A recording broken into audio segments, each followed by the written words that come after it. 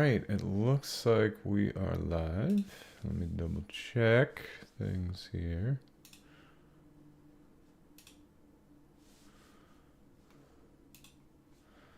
And if I refresh here, we are indeed live, so that's good.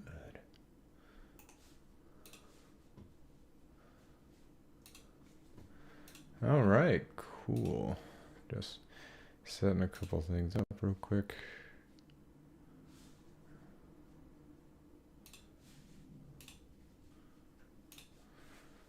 Alright, looks like we are good.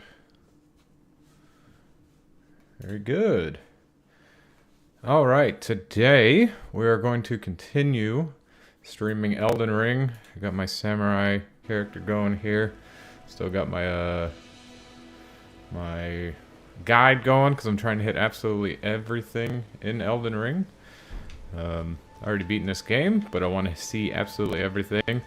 So still got a guide going, and we're also going to be checking out Accessibility and Gamer Pride. It's a video by Jim Sterling, made a few months ago. I used to watch Jim Sterling a lot back in the day. I don't know, probably I stopped around when the pandemic started, but I watched for a good few years before that. But I saw this video and I thought it was a little interesting, so I figured we can go over it together and see if we can learn something. Before I even start it, I'm going to go take out something of a boss down here. So hopefully there should be no echo this time. I'm going to double check that. Yeah, we have that muted, so there shouldn't be an echo. I'm actually going to go listen to the stream real quick to make sure there isn't an echo, because there was one last time. So, excuse me real quick. Before I even start it, I'm going to go take it. There's no echo! We did it! I am a technological genius. I'm so good at things now. And I sound better. I got a mic set up, so I sound a little bit better too. So that's good. All is good. Everything is perfect now. We're gonna have no problems on this stream now because of that. So let's go fight the guy that comes out at night here. This is not the bonfire. So let's go fight the guy that comes out at night here, so we can get stuff. Pass time till nightfall. Hopefully we don't dilly-dally too much. But yeah, there he is. Okay. Hop on our old horsey. Let's see if we can't take this guy out.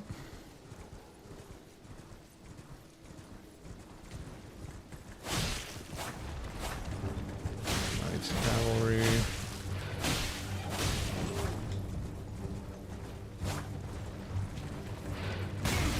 Okay. Alright. Doing great so far.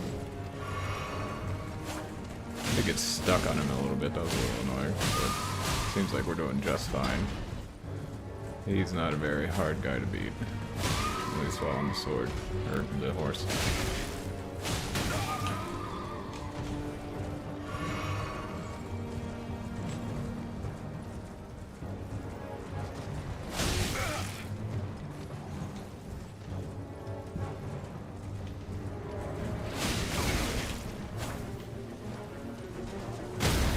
Oh, he actually got me off? That's lame.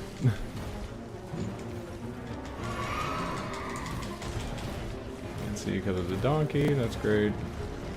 I'm stuck in trees! Yay! Good. Doing great. Come on. Alright.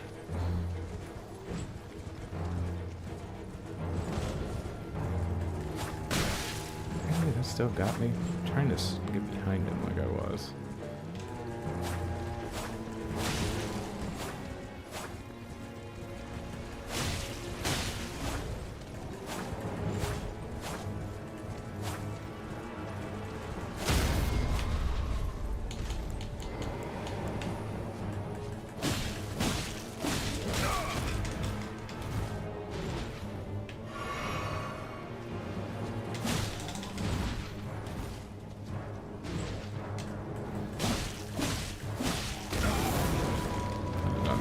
Push me back like that.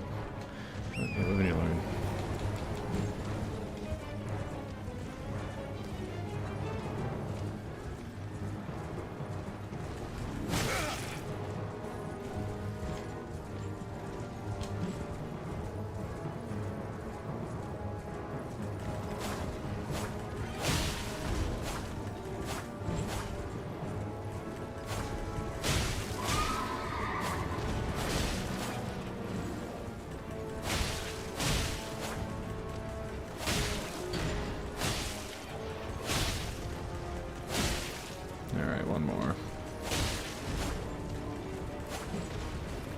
him instead of the horse, which we are failing currently.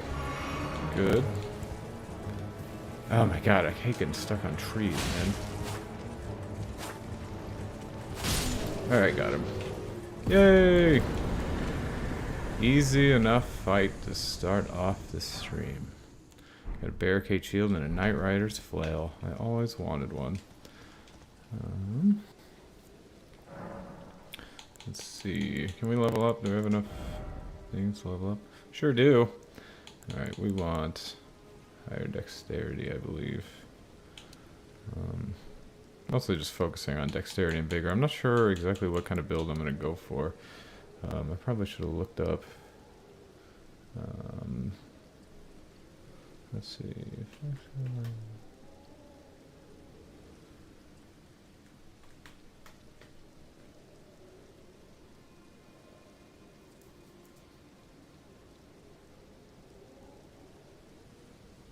The whole way. Alright, so he's level 25. I'm actually close to the done with that. 18 vigor. 23 dexterity, I've got 24. Oh no. Endurance 14. Okay. Alright, there we go.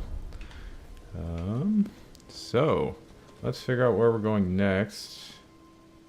And then take the jump spring near site of grace. Yep. Memory stone. We already did the memory stone. Southwest of the Brigade of Sacrifice Grace.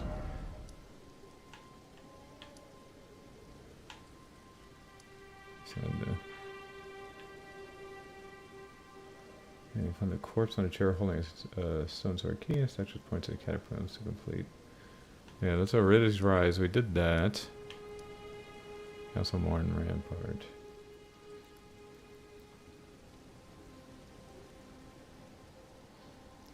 Head north of the tower to find a site of grace. Yep, that's this one.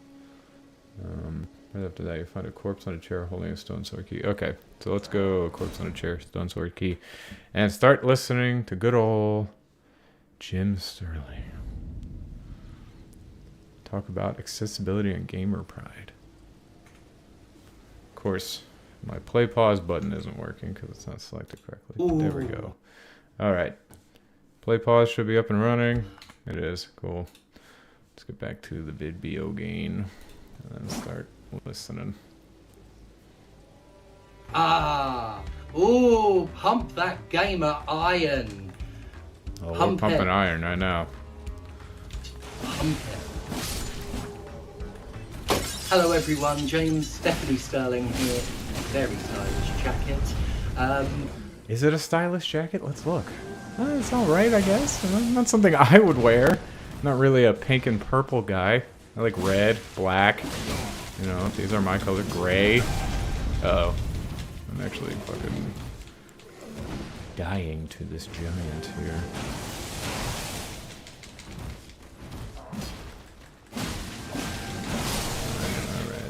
Alright. Everybody's hanging out. We're all having a good time here, aren't we, fellas? What do you think about the jacket? Is it very stylish? As I ignore the video while trying not to die to this dude.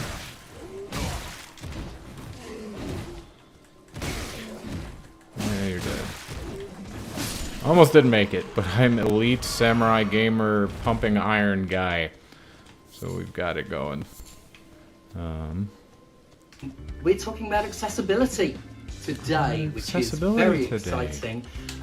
So one of the reasons I actually wanted to watch this video is because there was an EFAP where they covered another video by Jim Sterling on difficulty, and Jim Sterling, I believe, has they/them pronouns, so I'm going to do my very best to stick to that. My apologies if I fail at it at any point. But they were talking about difficulty in games, and they kept bringing up it as an accessibility thing. And I watched a little bit of this one, and they do that conflation again in this video. So that's mostly what I'm interested in, is like, are difficulty options the same as accessibility options? I would say most of the time no, but if we're talking about accessibility as far as like making it sure that like all people with like different disabilities or different abilities, whichever way you want to phrase that, can play a game.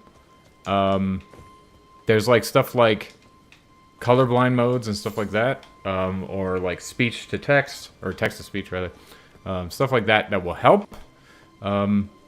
People make it more accessible, but don't necessarily make it easier. A colorblind mode could, because like if a like hidden collectible or something that you're looking for is not very visible, and then a colorblind mode makes it incredibly visible, like in I think it was Last of Us 2, and then the Last of Us Remaster, or Last of Us Part 1, whatever it's called, that came out like a year or two ago. They had like colorblind modes that made every collectible item very visible on the map. So that is making it easier, but I would still call that an accessibility thing.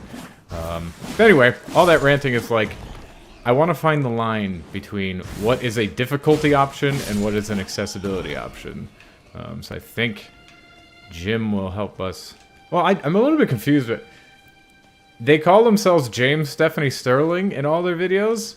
I'm used to calling them Jim Sterling. Their channel is called Jim Sterling. So I'm probably still just going to call them Jim Sterling, because they clearly still go by it in some regard. And that's just what I'm used to. I suppose I could call them James, but I'm honestly probably going to forget because I'm stupid and forgetful, and I'm playing a stressful game that I'm bad at. But yeah, let's see if we can find the line between difficulty and accessibility options. I actually wrote a lot of this script months ago. So this has been on the docket for a while. In fact, I wanted to do this since The Last of Us Part 2 was new. So, it's been on the back. Look at that. They're talking about The Last of Us Part 2. That's what I was talking about. It's crazy. Let's see. Make sure. For that day, found a corpse on a chair holding a stone sword key. Oh, I didn't find the corpse on the chair holding the stone sword key. That's it. Alright. Yeah, Last of Us 2 had pretty good accessibility options. I didn't really use any of them. Because although I am blind, not actually legally blind, well, I can't see jack shit, contacts and glasses do a pretty good job of correcting that. But without them, I can't see fucking anything. Alright, let's continue. Back burner for a while. Speaking of burning, my throat's killing me. You'll have to forgive my weird voice for today's episode. Your old pal Steph Sterling's been a little bit under the weather, but I am here for you. Oh, there's for you. Cider Grays down there. So they just called themselves Steph Sterling. Is that what I'm supposed to call them? I don't know. I'm a little bit confused by that. They have so many names. Oh me, oh my, oh shut your goddamn mouths and listen to me. Sorry, I'm gonna read for a second here. After that, head to the north of the tower to Cider Grace, a few enemies. After that, yep, got the southwest from the bridge of second. There's a forest lookout tower, which rewards a hand ballista. Southwest. So there's a tower. Is that it? Is that the one they're talking about? I would think. So, looks like that's where we're off to. So let us be off. For once in your wretched lives, today we're talking about accessibility. Oh, and don't worry, gamer boys, this is not about easy modes in Dark Souls. I'm curious to see, although I saw a few minutes of this, I am definitely curious to see if it actually ends up being at least somewhat about easy modes in Dark Souls. We will find out together.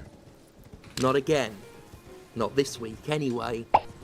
No, we're talking about specifically designated accessibility options, why they're beneficial, and why the ridiculous but sadly inevitable pushback they receive is dumb shit perpetuated by dumb shit.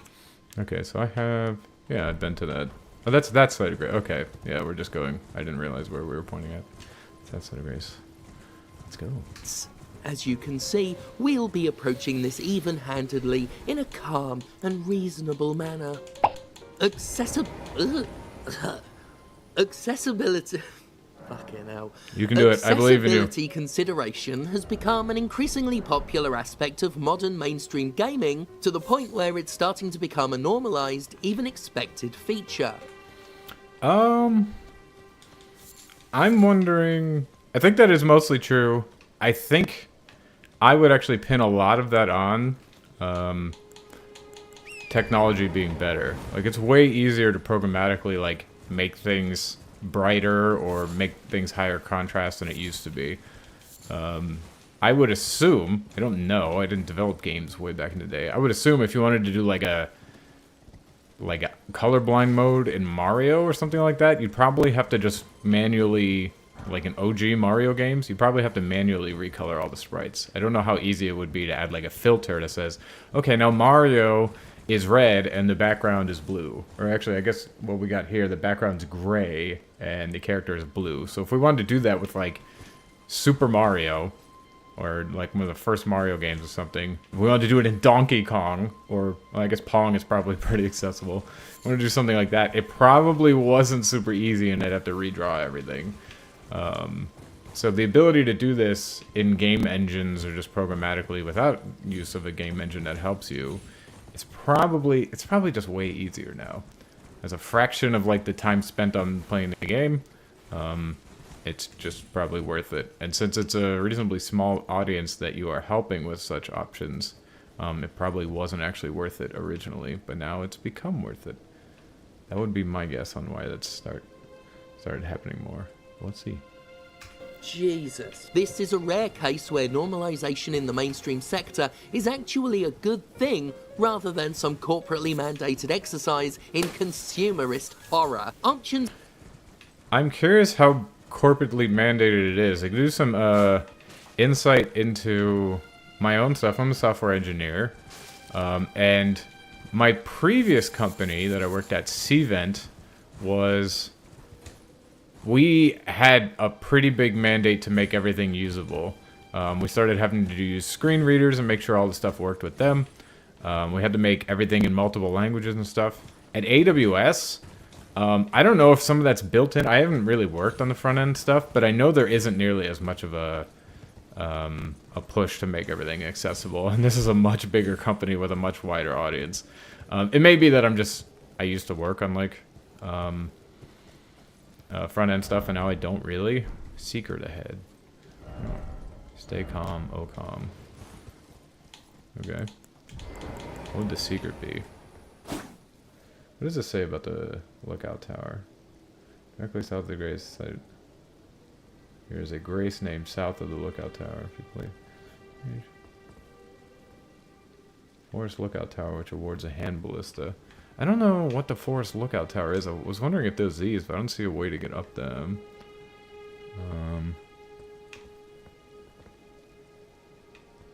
Is there something else that could be considered a Forest Lookout Tower? I don't see anything obvious.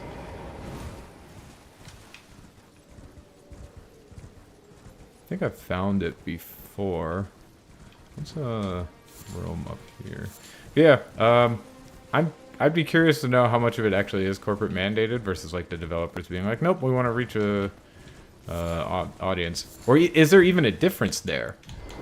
Like, isn't the developer part of a corporation, and therefore, if it's corporate mandated, that means the developer wants it to be more accessible and reach a wider audience? I'm not sure who it is we're castigating. Seems like we're kind of angry about something that is good. A corporate mandate would be good, right?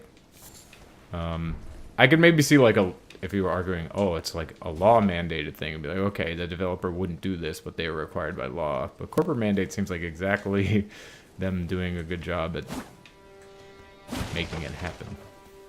Let's continue. Designed to help those with disabilities enjoy a wider range of games started entering big budget spaces a few years ago with a handful of titles. One of the most notable being The Last of Us Part 2, which offered an extensive range of tweaks and alleviations such as text-to-speech for the visually impaired. That was one of the ones I mentioned. Alright, real quick, I want to see. So you said southwest of this. Would it be one of these areas? Well, I guess we were southwest of here, so it's probably in here somewhere. Let's just try to head this way. Title direction indicators, auto pickups, camera assist, and Well, they have like 60 bloody options. While colorblind modes were already popular, God, the it's getting expansion stuck to on cover trees. so much more has recently exploded. Even an utter disaster like Forspoken offered a massive menu of tweaks. Sorry, I just want to get through this guy before I start talking about the video. Alright, we got him. Let's see. Yeah, I mean, I still think that's probably just a result of the technology improving. I don't know that, but I don't think they know that either. So, but I guess they haven't really made many claims about like why it's happening, other than it's a corporate mandated thing. And settings to widen the potential number of people who wouldn't buy it, and help to make the game that forces you to dodge 360 degrees of offense about a dozen times more than you actually get to attack borderline playable. I wonder if that complaint that they just had about Forspoken, haven't played Forspoken, I have no interest in playing it at all. But that thing that they just said about Forspoken, it not being that playable because there's 360 degrees of attack all the time. Is that necessarily bad? It's like an undodgeable attack that like you have to get away from them in order to do it. Or I guess it's not undodgeable, but you have to get away from them or dodge with your iframes. Is that necessarily bad? I would say no. Doesn't seem like it's necessarily bad.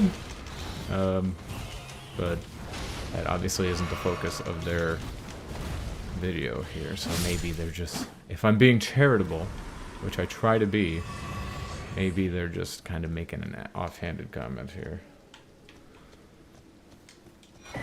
Sacred Tier. Okay, so I clearly seem to be going the wrong way. I don't know where the lookout tower is. I mean, I don't really have a problem with clearing out this church area, but I'm not doing what the thing told me to do, and I don't know how I'm not. Wow, that was harsh. Forspoken wasn't that bad. Yeah. Wasn't that fucking good either. Unsurprisingly, the indie space was already making strides in accessibility before big budget behemoths punched in. Celeste is noted as one of... Okay, Celeste is noted as one of the ones... Okay, let's just finish the statement real quick. the leading examples, offering adjustments to the speed, stamina, and general platforming. Speed, stamina, and general platforming. Okay, would those be accessibility options? Or are they difficulty options? Because if I'm thinking... If I have an example of Mario Kart, Mario Kart has higher speeds. I think they also, well, I know they also increase the difficulty normally if you go from like 50cc to 100cc to 150cc. They increase the difficulty enemies, but part of the increase in difficulty is the increase in speed. Would you call going from 50cc's in Mario Kart to 150cc's, having those options of speed, would you call that an accessibility option? I don't think I would. I could see an argument for it, I suppose. But I feel like the argument is that, like, if you're saying, like, okay, somebody has, like, I don't know, maybe some kind of hand issue or something like that that makes it so that they can't move their hands in quick movements or something. So it's harder for them to do, like, knee-jerk reactions. Or not knee-jerk, that's not the right term. It's hard to do for them to do, like, really quick reactions to things. So, therefore, a lower difficulty would be more accessible for them. I understand that, but does that mean that a lower difficulty or a lower speed is an accessibility option? I'm not sure. Like, would you call... Forza also has a lot of difficulty settings where you can make it so that you can... you don't have to shift, or you have to shift, but you don't have to press the clutch. There's all kind of see, even I'm doing it. I'm mixing them up myself, and I'm criticizing him for it. So there's all kind of different difficulty options there. Would you call that accessibility options? I don't think so. It seems like they're difficulty options. So this... what they just said. Let's actually get what they just said again. Which are the options? I haven't played Celeste, so I don't know what options they were. But they said a few options. One of them was speed. Let's go over that again real quick. So we go back to like here. And accessibility before big budget behemoths budged in. Celeste is noted as one of the leading examples, offering adjustments to the speed, stamina, and general platforming to aid players who might want to enjoy the story. Speed, stamina, and general platforming. Okay, I don't know what general platforming adjustments would be, but that definitely doesn't seem... Well, I don't know. I can't really respond to that because I don't know what those options are. Why am I struggling so hard? Just open Elden Ring. Come on. Why can't I get my computer to just do it? It took me like 20 minutes just to open the game. Yeah, speed, stamina, and general plan. Speed and stamina seem like difficulty options to me. Because, like, if you... Normally, one of the biggest ways to increase the difficulty is to lower the stamina or health or something like that you have available to you when you're fighting enemies. Stamina, I would assume in Celeste has something to do with jumps or dashes or something like that. I haven't played it, like I said. But that also seems like it would be a higher difficulty setting rather than an accessibility thing. So, yeah, I feel like we're kind of... This is exactly what I thought might happen. We're kind of drifting between things. Also, I'm wondering, when did Celeste come out? Because they said it wasn't popular until recently, and indies started doing it first. Celeste came out in 2018. Last of Us 2 was really lauded. That was 2 years later. I wonder, did Last of Us 1 have a lot of good accessibility options? I don't remember if it was like considered really accessible or something like that. Yeah, I don't know. Given it 2 years... I don't know how long it took to make Celeste, but I know it took forever to make Last of Us 2. So if you like landmarks are Last of Us 2 for AAA games and Celeste for indie games, I don't know that I would give a ton of credit for Celeste for doing that before. And just say, because of that, I would just blanket say that Celeste is doing, or indie games was doing this before AAA games. It seems like an odd statement to me. But I guess it could be technically true. I don't play that many indie games, so maybe that's part of why I'm just like, no, indie games didn't do it much before either. Let's continue. Or even the gameplay itself without needing to be as quick and responsive as the average player. Exactly that. Not needing to be as quick and responsive as the average player. That sounds like easy mode to me, right?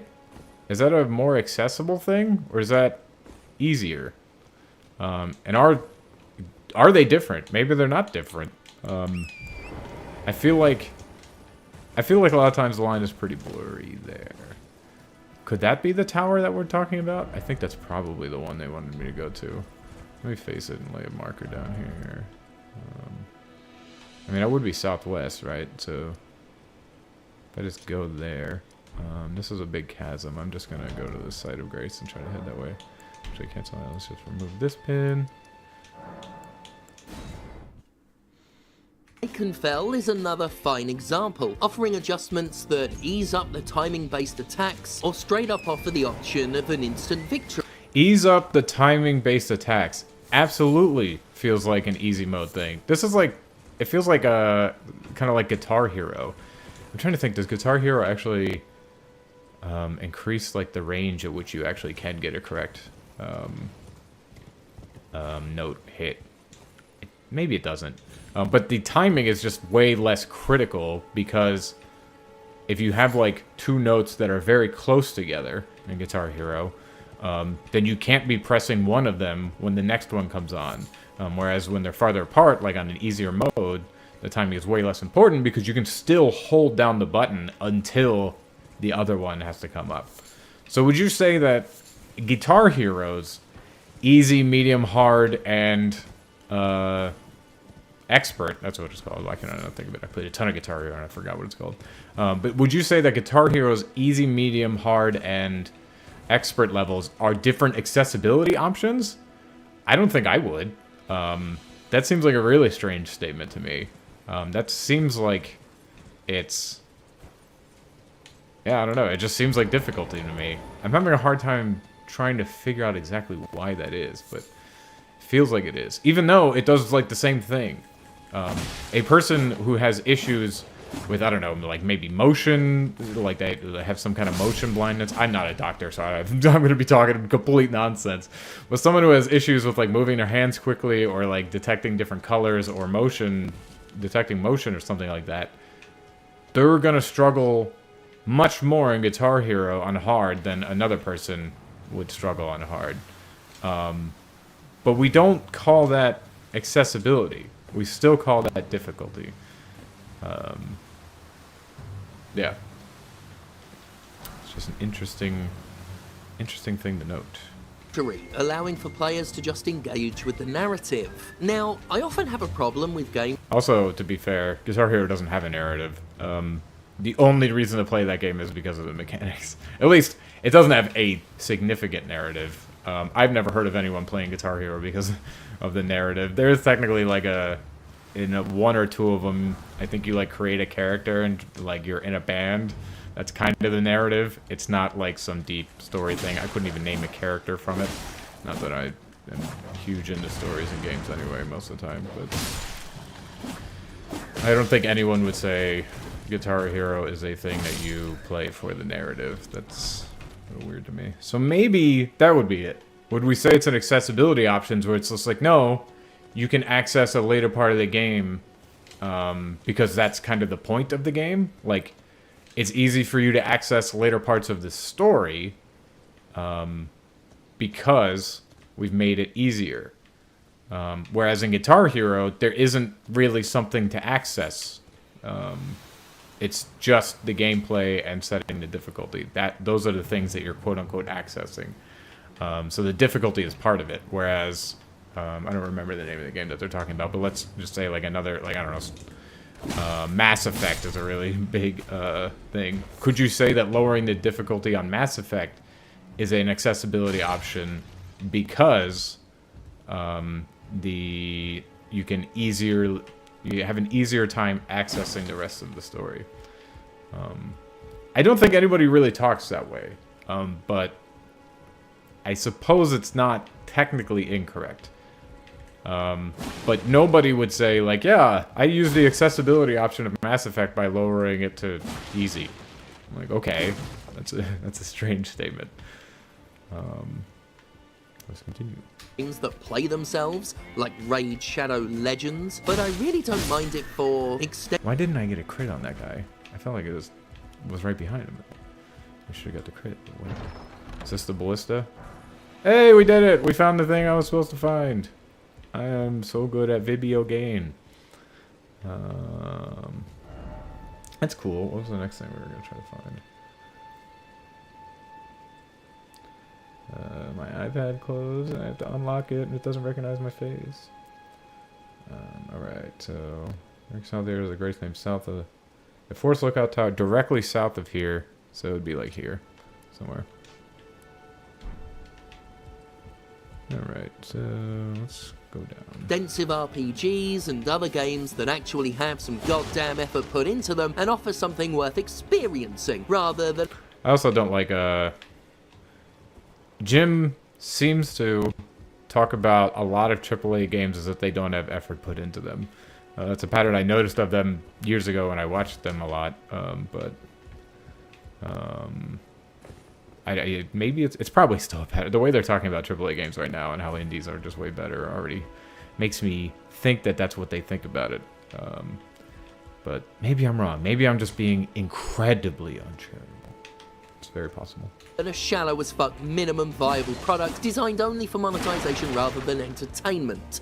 Basically, the motive is the differentiator, and Eichenfeld's motives are laudable. The motive is the differentiator. Okay, let me actually replay that. Maybe I'm not understanding. The motive is the differentiator between accessibility and difficulty? Is that what it was? Or am I misunderstanding?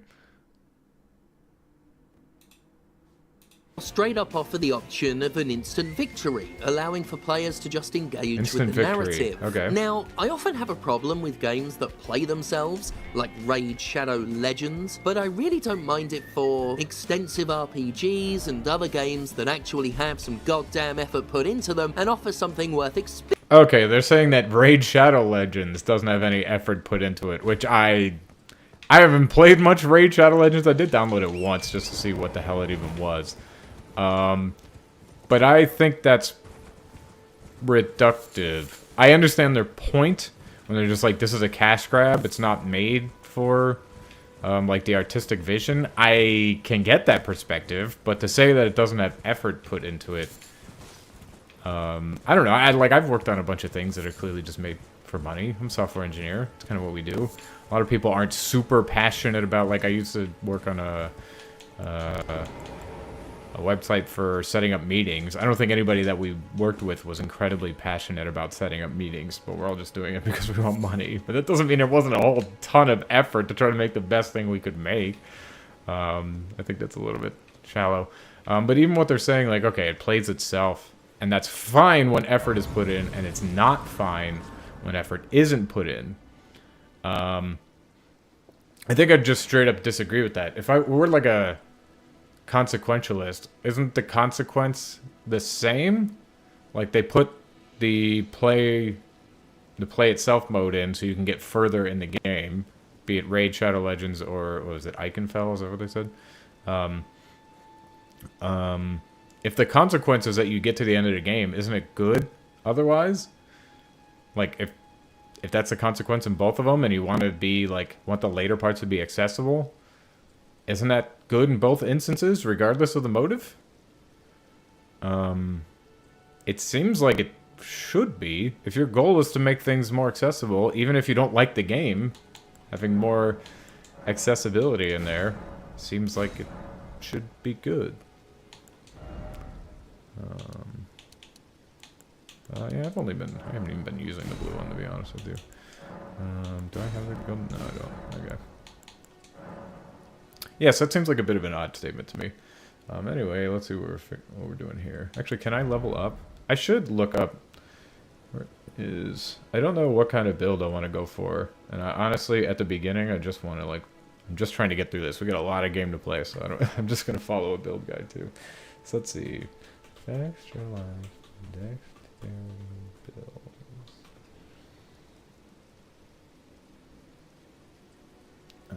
Best builds by stat.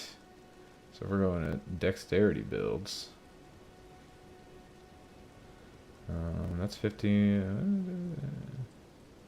All levels. Samurai build level 50. Moonveil Samurai. Bloodblade. Bushido build. Moonveil Samurai. That's the one that's like a little bit of a intelligence, right? This one, the secondary stat is dexterity. Primary stats are intelligence and vigor. I definitely haven't done like a intelligence and vigor thing. So since I did like all strength on my last one, I wouldn't mind doing an intelligence, vigor, dexterity build. That sounds pretty cool. So let's actually look up the Moonveil Samurai build and see how they do. Gonna get more and more. All right, what do you got for stats here, my dude? I already have more dexterity than he's telling me to have for this. That's fine. Vigor 20.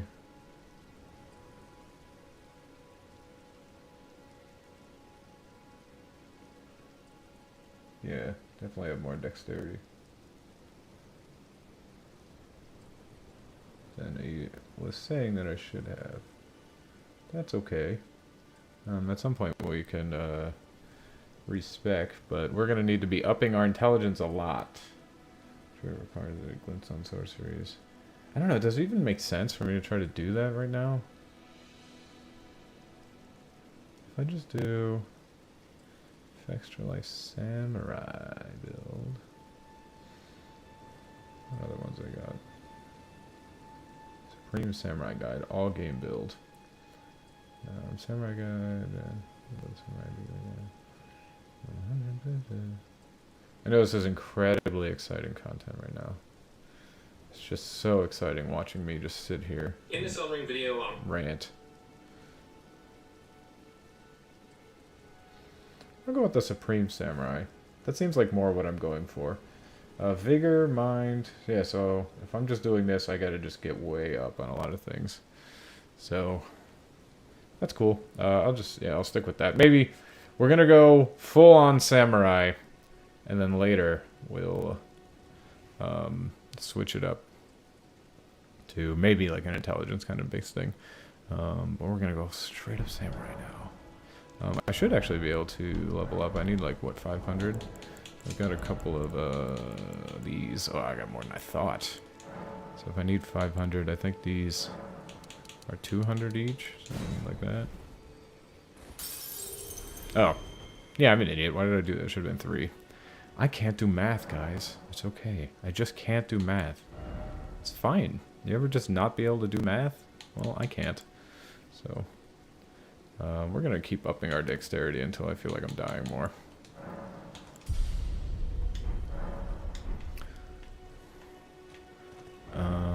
Alright, so back to here. Yep, we got that.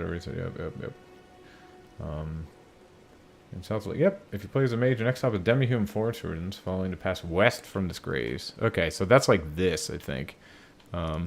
He said it only for like mages or whatever, but I don't care. I'm trying to hit everything. I'm trying to do all things. Let us continue with the path and which aims Stephanie Sterling. Experiencing, rather than a shallow as fuck minimum viable product designed only for monetization rather than entertainment. Basically, the motive is the differentiator, and Eichenfeld's motives are laudable. Naturally, such ideas have proven offensive as all. Do they actually know that Eichenfeld's motives are laudable? What if it's literally just like, we're money grubbing, and this is the best way we know to grub money? Like, isn't that possible? Why wouldn't that be an option? Just because they're doing it in like a different way than Raid Shadow Legends, and because they're an indie company, why do you know that the motives are better? I mean, maybe they do actually know that. Oh my god, what's happening? Getting hit by all the things. I picked up gold poop. Yeah, I know you can't mind read, so you gotta be able to determine people's motives based on their actions. So I suppose this is fair, but like, technically you could be wrong on that. If you're doing it, if your whole thing is that this is good because of the motive, and you can't actually know the motive, that seems like a little, we're on a little bit shaky ground there. Fuck to the elitist gatekeepers who seem to despise the idea of anybody but themselves and their egos being catered to. For these, I don't know of any gamer who despises the idea of anybody else being catered to. Maybe I just hang out with cool gamers, but most gamers that I see, like, yeah, I'll see like the console war type shit, where they're like, oh no, Xbox sucks, PlayStation is the best. Mostly that seems like it's motivated on a, well, I want PlayStation to be successful because that is the platform that I have chosen. So I'm going to shit on everything else so that everybody knows that it sucks, and so that more people come to PlayStation. I get more support, I get more players to play with me, and blah, blah, blah. But that's not an exclusionary thing. There is gatekeeping in that, like, they want things to be difficult, so that, because if everything's, like, easy, when they do a difficult thing, it's not very useful.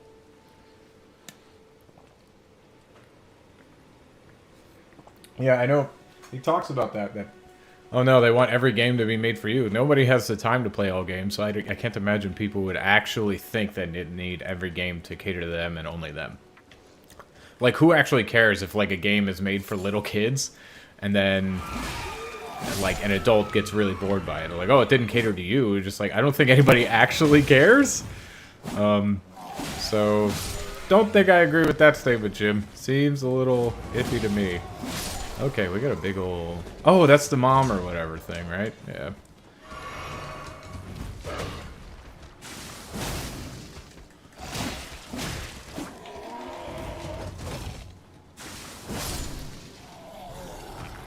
we got him.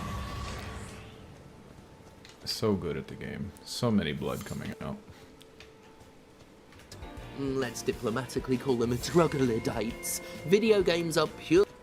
Yes, that is a good way to earn good faith on your video. Not that I don't think Jim is ever looking to be treated in good faith, because they insult everyone that disagrees with them at every chance that they get. So, if you want to diplomatically call them troglodytes, go for it, I suppose. But that's not how you're going to convince people. Purely about skill and feeling superior, and they can often be heard whimpering, Not all games are made for everybody. Wait, doesn't that go against what they were saying earlier? Weren't they saying that they only needed to be catered to them, but now these people are saying not all games are made for everybody? Isn't that them acknowledging that they are not the only ones who are being catered to? If not all games are made for everybody, then you know, hey, not all games are going to be made for me. So the previous statement of they want games to only be catered to them doesn't seem to make a ton of sense here. Yeah, I'm not following the logic train on that one. And it is true, not all games are made for everybody. I know they're saying that in a very mocking tone, but games are necessarily exclusionary. It's like part of it. Just the fact that I can even see the screen means that I can play this game and other people can't. Just the fact that I can operate a controller and or a keyboard means that I can do this and other people can't. If you don't have arms, you can't really play video games. Would I like you to be able to? I mean, yeah, sure, but I don't know. People are just excluded from this. If you don't have power, if you live in a place that doesn't have power, you can't play games. And just like, where do we take this to? That, like, nope, all games should be made for everybody. And then what do we got? We have games that you just have to exist in order to play. So it's pretty obvious that not all games are made for everybody. Even if we're not taking it to the extreme. And just like, okay, this is a game. Elden Ring is a game about hacking and slashing monsters. If you don't like blood, I think maybe you can turn off some blood in this. If you don't like blood, this game is not made for you. Should we just take out the blood in this game then? Probably not. There's still going to be violence in the game. This is an inherently violent game. You can't make Elden Ring without it being violence. If you don't like violence, oh well. Like, this game ain't for you then. So, by the same token, if you're playing Celeste and you don't like platforming, like, oh well, this game ain't for you. I don't know what to tell you. I don't think anybody actually thinks games should be made for everybody. So I don't know why they are saying this in such a mocking tone. But maybe they'll explain it to us. But before they do, I think this is something of a boss. So let's do something of a fight against it. Got a couple of little trash mobs hanging out here. Yes, you are casting on me. I'll take out all your buddies first before I really do anything about you. Oh, you can kill your own people. That's fun. I like that. Ugh. Oops. Okay, not doing so good. No, no, no. Oh my god, I almost died. Did you see that? It's okay. I live. Yep. Nope, you're out. Kill this owl too, just fuck it. Oh, I didn't think they'd be able to come out here. Okay, yeah, keep killing your people. I will take all of their... what's it called? Oh, that's not long enough? Lame! I just hurt myself for no reason.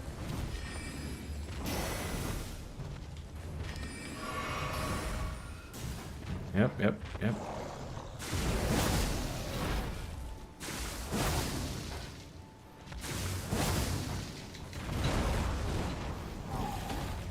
Alright, let's see if we can get you. Hurt, there we go.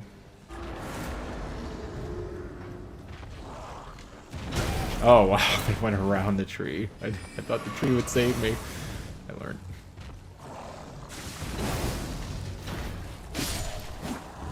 Alright, it wasn't actually a boss, but it was a big old guy, girl. It was a queen, so I guess it's a chick. But yeah, let's see if they can actually support the idea that games should be made for everybody.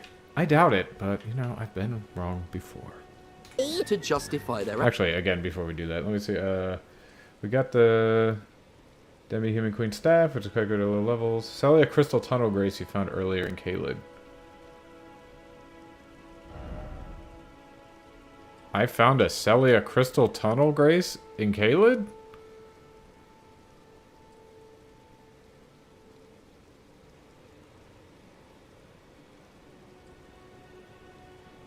Okay, yeah, I didn't find that, so I don't know what they're talking about. Was I supposed to go to Caelid at one point? For here, you head north to the Faith Knot Crystal Tier, guarded by some hostile plants. Is that like here? Wouldn't be there, would it? I suppose it could be there. Yeah, demi-human, south of the lookout. Grace named south of the lookout tower. So that's that one, right? Hailing or south of the lookout tower. So maybe it's there? Faith Knot Crystal Tier guarded by some hostile plants. Directly west is a church containing a sacred tier. Okay, so this is west. So it's probably here-ish. Yeah, because they're saying... directly west of the church containing a sacred tier for your flask. South from there leads to tombs, word catacombs, and minor air tree. Oh, okay, so it's not that. Because this is the air tree, right? So I don't know, there's some plants somewhere. I don't know if they're north of here or there. Well, let's just start kind of flopping around. See what we can find. Gratitude. It's weird that they think we should accept a game's decision to be exclusionary, but seem unable to accept a game's decision to be inclusive. Apparently, respecting... I would like to see some examples of people rejecting the inclusivity, because I think what might be happening is people aren't rejecting the inclusivity of it. They are rejecting the difficulty changes. And so they might do that so that they feel superior, because feeling superior, I think, is a fair point in playing games. If you are not superior, then your accomplishments don't really mean that much. Like, if I say, like, oh, I beat Elden Ring, like, Elden Ring is hard, that means something. Like, yeah, you can grind a bunch of things, and you can use summons or whatever, but Elden Ring is still generally considered to be somewhat hard. Actually, let me just do a better one. Cuphead is considered to be hard. If you put a bunch of these accessibility options, like slowing things down or making the timing easier, does it mean anything when someone tells you that they beat the game? It doesn't mean as much, and it means less when you beat the game because people could just claim that that's what you did. If everybody's got the same experience, then it still means a lot to that person. So... I think that is part of the line of accessibility versus difficulty. So I'd be curious to see if they can actually say, like, hey, this accessibility option is actually the issue. If they actually can find people who have said that. Because I'm going to guess that they don't. This game doesn't have a pause, so I'm going to try to kill these plants, and then I'll continue the video. Wow, that thing takes a lot of hits, okay. I don't care.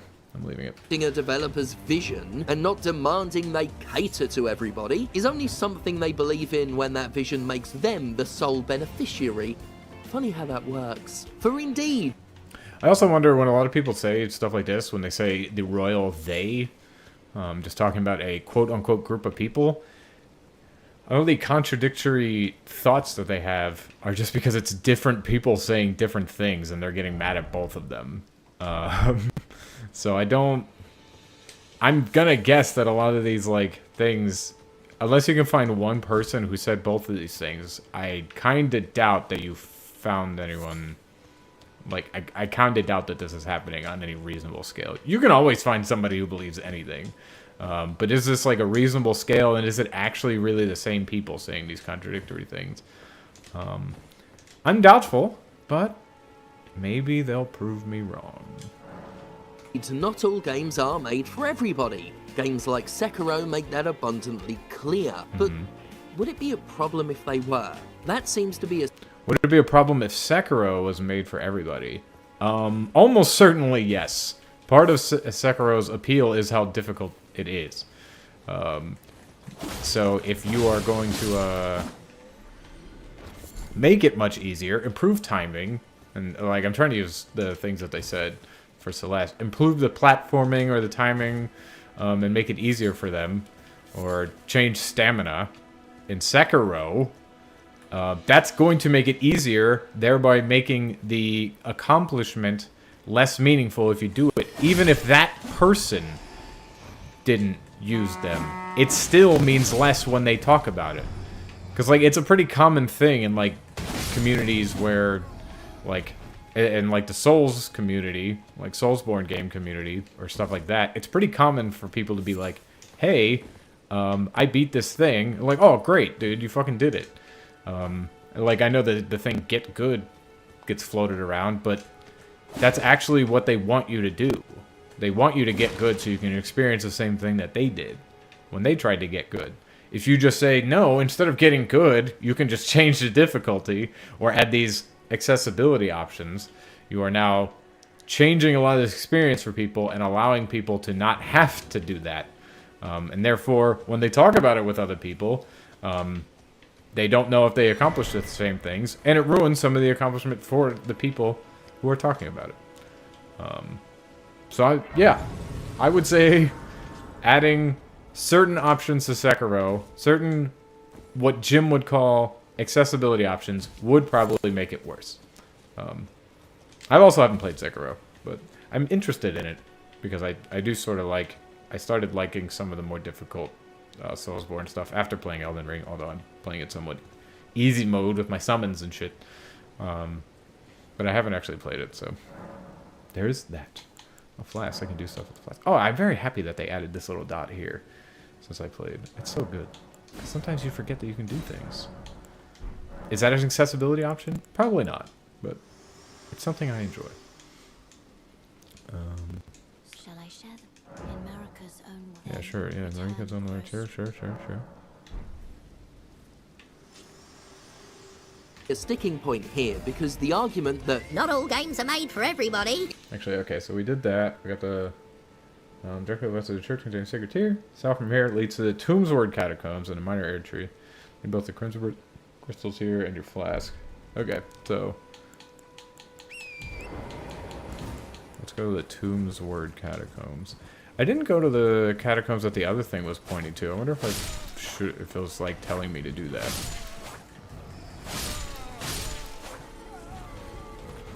You can do it. It's not far from a thing. I'll try to do that after this, actually. Okay, so this guy's pointing towards some catacombs. Let's go try to do that then, shall we? There's the Erd Tree. There's the catacombs. Oh, there's the guy pointing at the catacombs. Where are the catacombs? Are they right there? Are they right in that door right there? I think they are.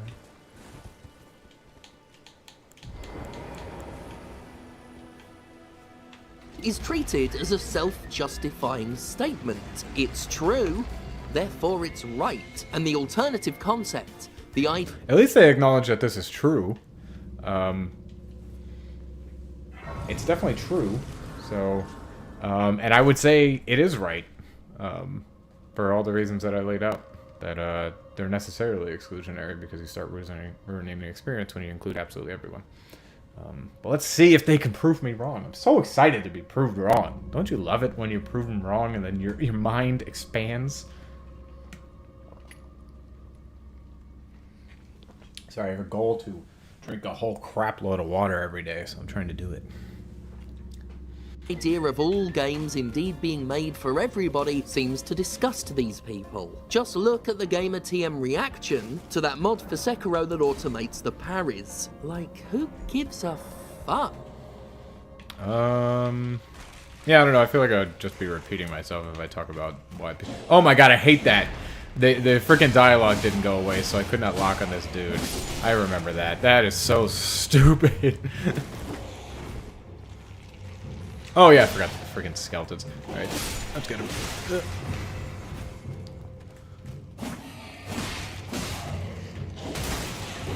Thought I had more stamina. I learned.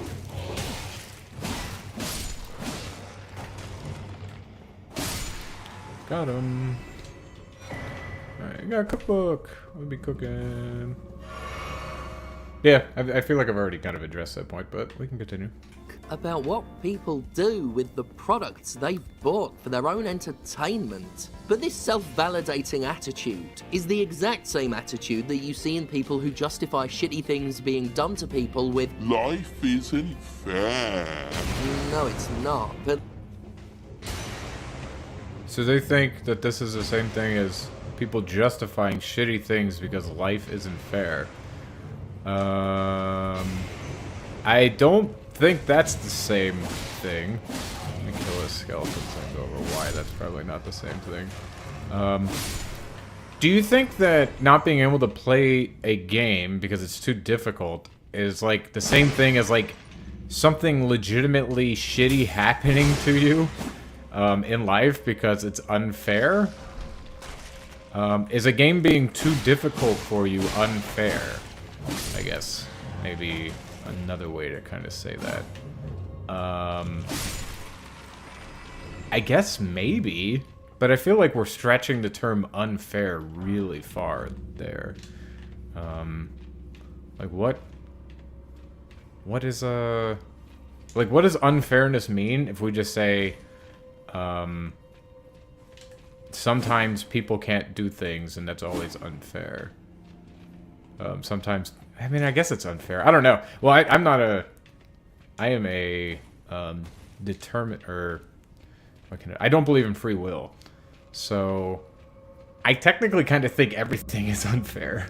So I don't know if this is like the most useful statement, I guess. I'm curious to see why these are the same statement, though. Let's see. But that doesn't mean we should make it even less fair, does it? The people who say life... Well, justifying that a bad thing happened to you by saying life isn't fair wouldn't be them making it less fair. It would be accepting how unfair it is now, wouldn't it? I mean, maybe that's a little bit nitpicky, but again, he's trying to make an argument, so now's the time to be making it. Oh, I'm sorry. They are trying to make an argument. So now is the time to be nitpicky, I guess. Gotta kill him. Gotta kill him. Die. Alright.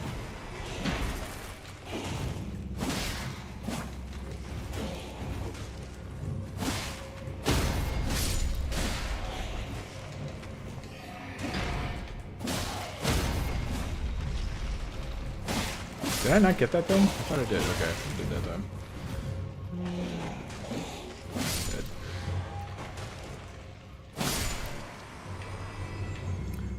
Yeah, it just seems like not doing a thing, not improving a situation is not the same thing as making it worse. Basically, TLDR on that. isn't fair tend to apply it to things like societal mistreatment of certain demographics or their own dick-headedness. They tend to apply it to things like societal demographics. So, is Jim Sterling equating people who want difficulty in games to racists, homophobes, transphobes, stuff like that? Yeah, I don't think that those are the same thing. Because we're talking about, like, somebody who's like, no, I don't want them to change the experience because that actually, in some ways, can hurt my experience. Versus someone saying, like, take, like, a racist saying, like, no, your life should be difficult because you're a different race than me. One has an actual logical following. The other one is just completely illogical and hateful. Don't think those are the same. But go ahead. Show me how I'm wrong. You know, stuff that could be controlled to be fair. Life isn't fair. But that doesn't mean we couldn't eat Jacob Rees-Mogg. Not all games are made for everybody. Sure. But they could be. No. They can't be. Yeah, they absolutely can't be. By definition. Like, this is a necessity. This is an indisputable fact. They can't be made for everybody. There's gonna be somebody... What if What if we have somebody who's got locked-in syndrome? They literally can't do anything but blink their eye. Should we make games that are made for that guy? No. Like, maybe we could. Maybe we can develop a system to where you can blink and then walk and whatever. Different systems of blinks can control the character in different ways, but that sounds... I guess maybe this is a little bit mean. That sounds like a waste of resources because we can instead do something better. Or cure that person of their locked-in syndrome. But even if you're not doing extremes like that, it's just the subject matter. I'm just like, in order to make them for everybody, well, if I want to make Elden Ring for everybody, I'm sorry, some things aren't suitable for children. So Elden Ring can't exist anymore because we want to make them for everybody. Violence is just bad for kids. We know this. Well, I don't even know if we know this. But let's just say we know that, like, seeing violence in games actually makes you violent. We don't know that, by the way. But let's just say that you did. Would that mean that we need to get rid of all violent video games in order to make them for everybody? Like, yeah, it kind of seems like we would. Some people definitely seem to be more susceptible to violence in video games, and it may have more outbursts if you have, like, some kind of mental problem or something like that. But we're not going to say, no, we can't make any violent video games anymore. So, yeah, I don't think we're going to make games for everybody, nor do I think we should. So I'd like to hear why we should. They literally could be, though, couldn't they? No, they literally can't be. I've yet to see a convincing argument against it. Even claims that accessibility settings could affect multiplayer game balance. Accessibility settings are not the only thing that would make it something for everybody. Let's see if I make this. Okay, I made it. I think there's an enemy in here. Yeah, there we go.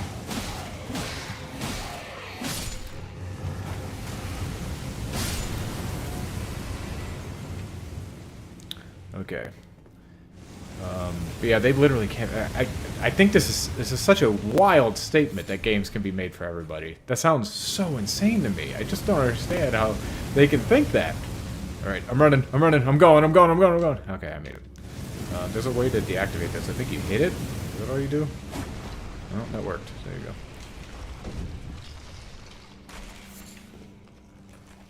Keep this going.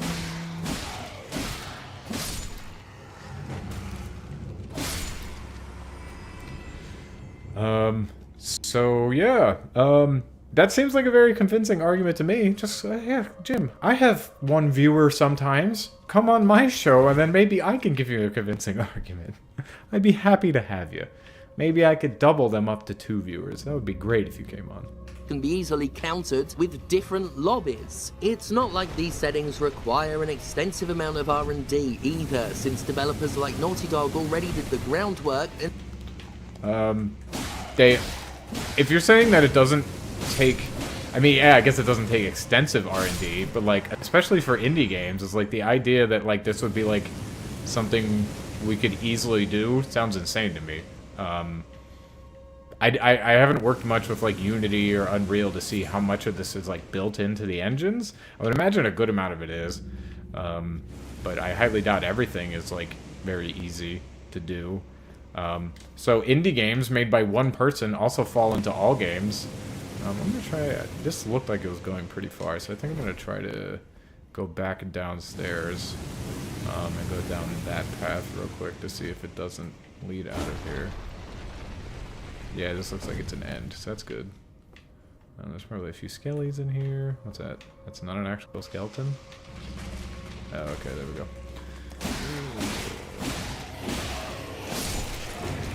No, no, go away, go away.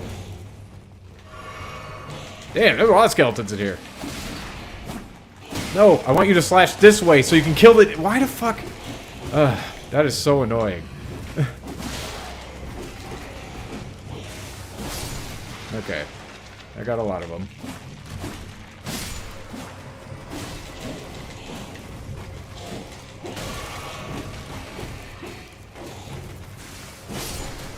Okay. Now we're totally doable here. Oh, we got all of them. Just hit the... Jesus. Alright, got him. Blood slash for the W. Blood slash. Very good. Very good ability.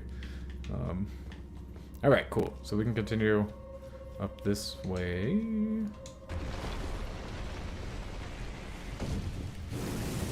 But yeah, the idea that it's not expensive to do this, I think... I'm not a game developer, so I could be entirely wrong, but that seems insane to me. Just because Naughty Dog, a multi-million-dollar company owned by Sony, with Sony funding, was able to do this, everyone else should? Sounds absurd to me. Maybe it's not R&D, but the cost of development alone would be prohibitive.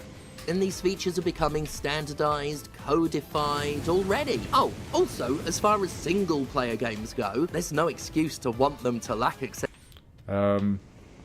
Well, accessibility options, no, but when it bleeds into difficulty, like I said, I think there is a reason, but I'm repeating myself at that point.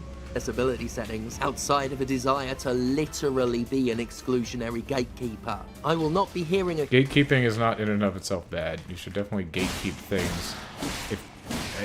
I don't think being part of a club that doesn't let everyone in is always a bad thing. I think that necessary and good a lot of the times, or else you... Like, well... It's definitely not. Because if we say, like, okay, I'm being a gatekeeper, I'm gatekeeping, I don't know, murderers from whatever it is I have a club of. Like, that seems reasonable to me. I'm not saying that people who need accessibility options are murderers, but, like, that means that gatekeeping in and of itself isn't bad, right?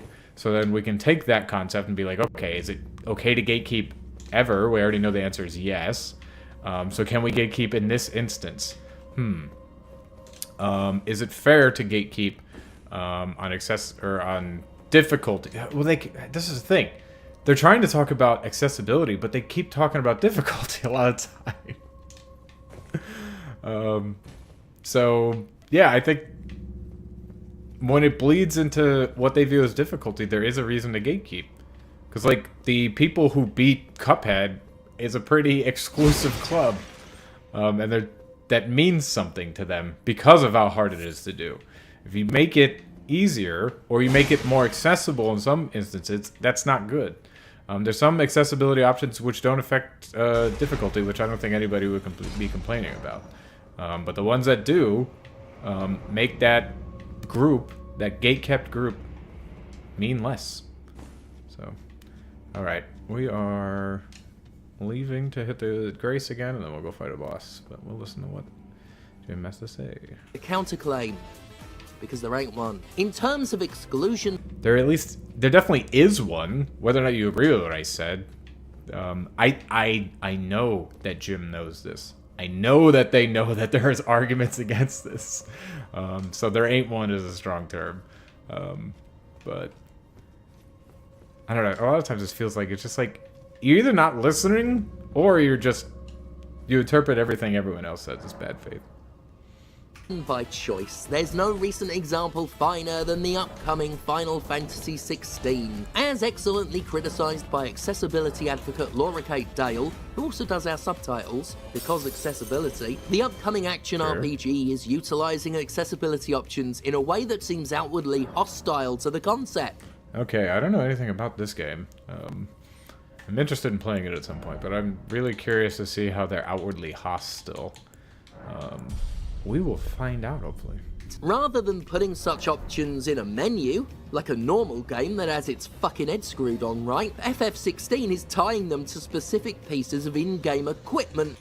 Okay, tying them to the specific pieces of in-game equipment. That does sound pretty bad, but maybe it's not as bad. I kind of don't believe them that it's that bad, but maybe I'm 100% wrong. I don't actually know. A menu is also exclusionary, right? What if you don't have the option... Like, what if you can't read the menu? And text-to-speech isn't available? Maybe, okay, we should... Or text-to-speech. I keep doing it. Yeah, text-to-speech. I actually have that right. Text-to-speech isn't available. Well, maybe we need to make it so that they can turn it on without a menu. Or they can turn it on, like, right off the bat. Maybe it should just be on by default. Would you say a game is bad if they don't have text-to-speech on by default so they can navigate a menu? I don't think a menu solves all these problems. I'm not saying that locking it behind items is the way to go. What the hell, what is a jellyfish are coming for me? But the way they phrased that, it kind of sounded like, oh, like a normal game would just do a menu, and a menu wouldn't solve all accessibility problems either. But I'm curious to hear what's going on with this being tied to weapons. But before we hear that, we got a boss to finish in this dungeon, so let us go finish it.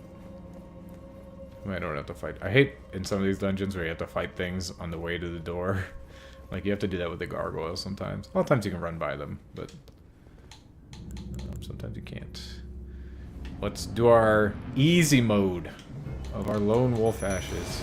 We're easy, bad gamers. Oh god. Oh god, okay, alright. Did not know he was going to be in my face like that already. I keep thinking that's longer than it is.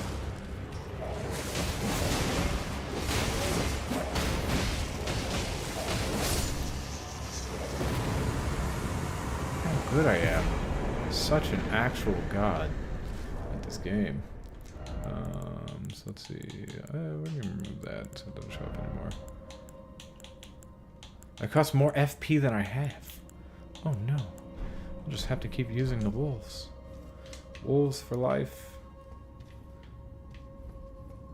Anyway, let's learn about Final Fantasy XVI's accessibility options that are tied to weapons. The use of which will explicitly lessen the experience in other ways. 16 boasts 5 special accessories called Timely Rings that players can equip to ease up. Oh my god.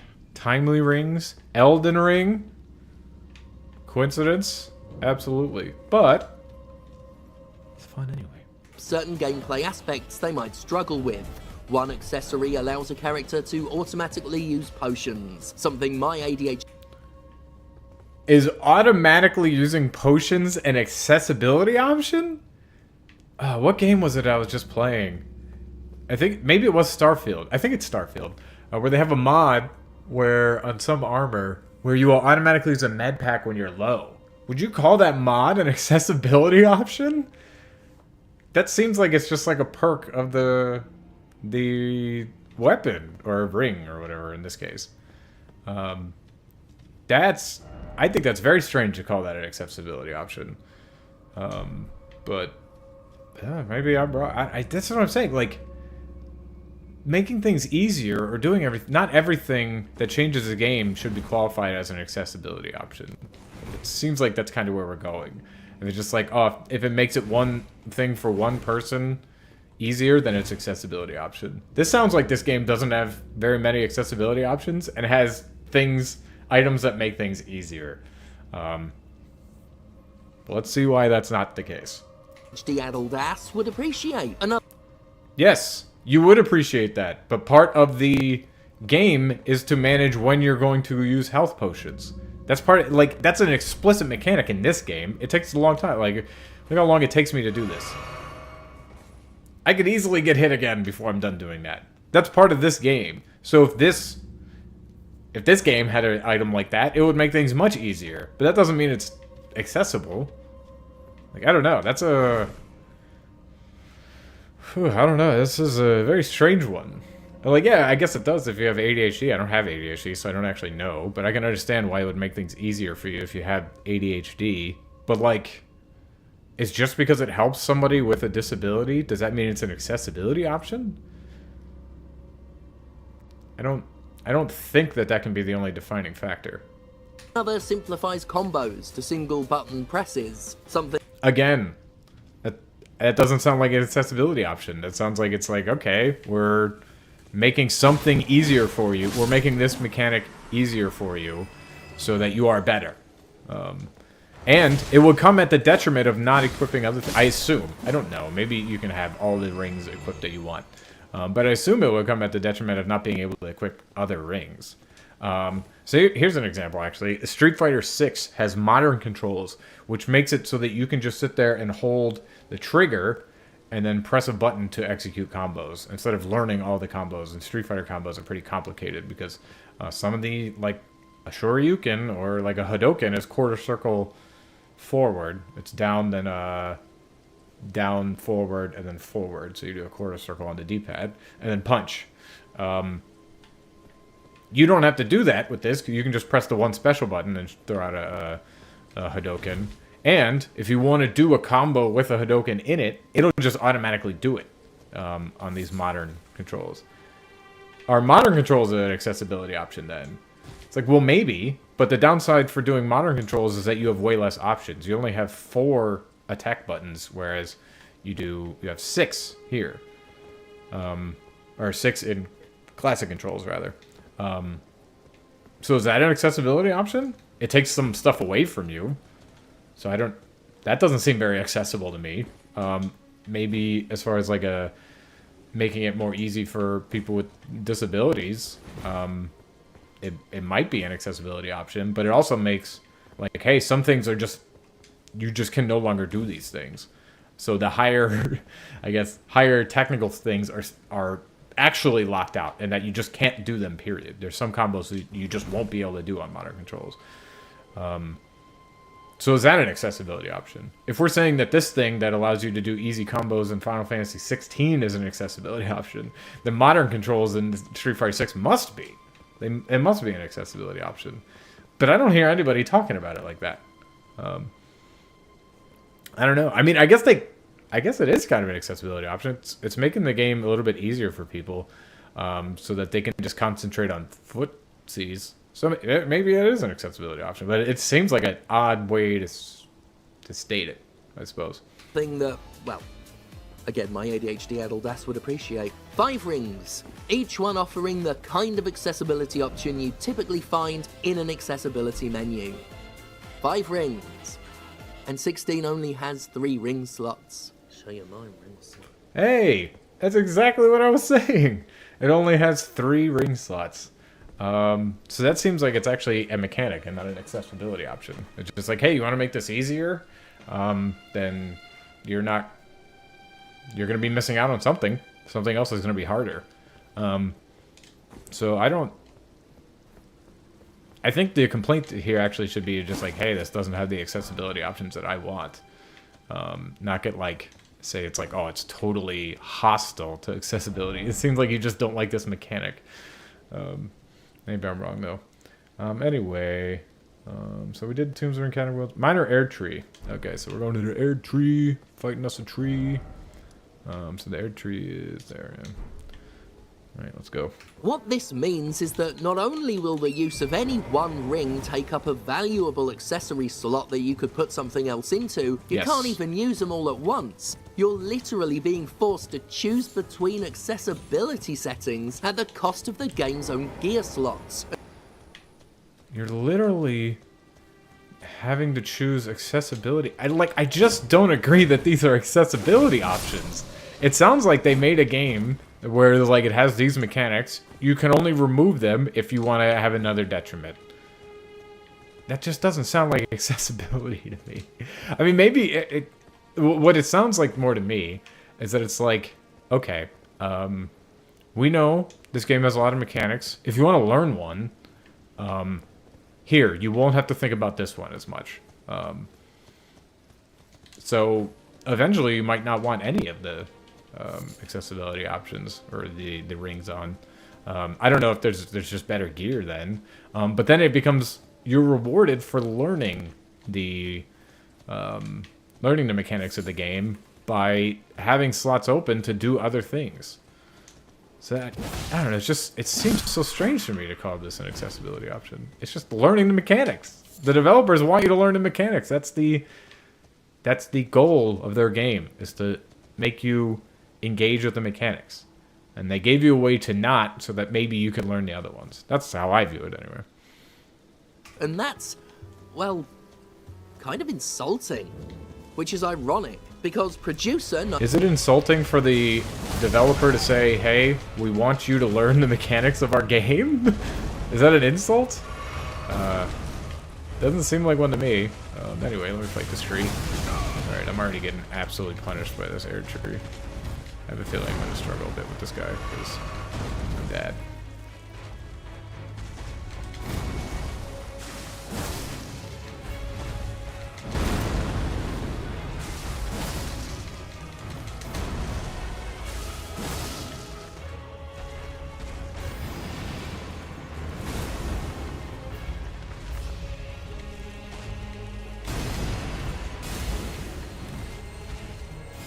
Oh crap, I forgot he summoned those. I was thinking I was okay, and I definitely wasn't. Uh-oh.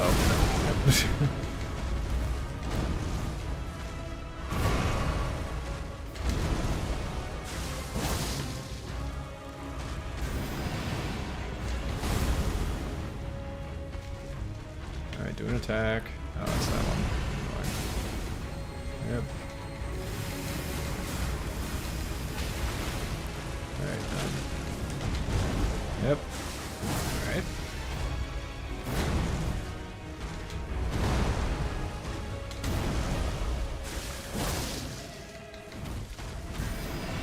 Do your big jump.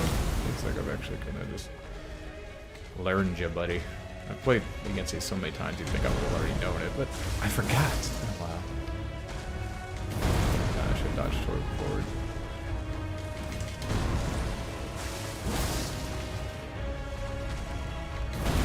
Actually do this. Make sure I'm good.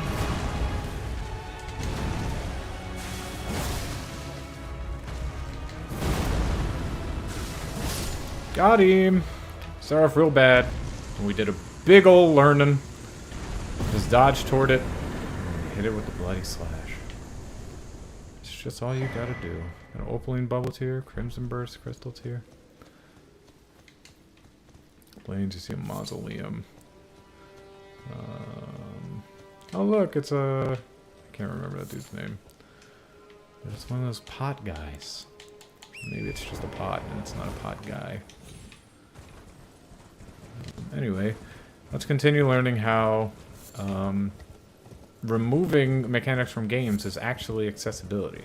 Let's learn about that. Naoki Yoshida said they came up with the timely rings to not insult players. Of course, what he really meant was not insult gamers, the ones who make it their identity. Doesn't it sound a little pandering to just be like, hey, you can't do this, so we made this thing...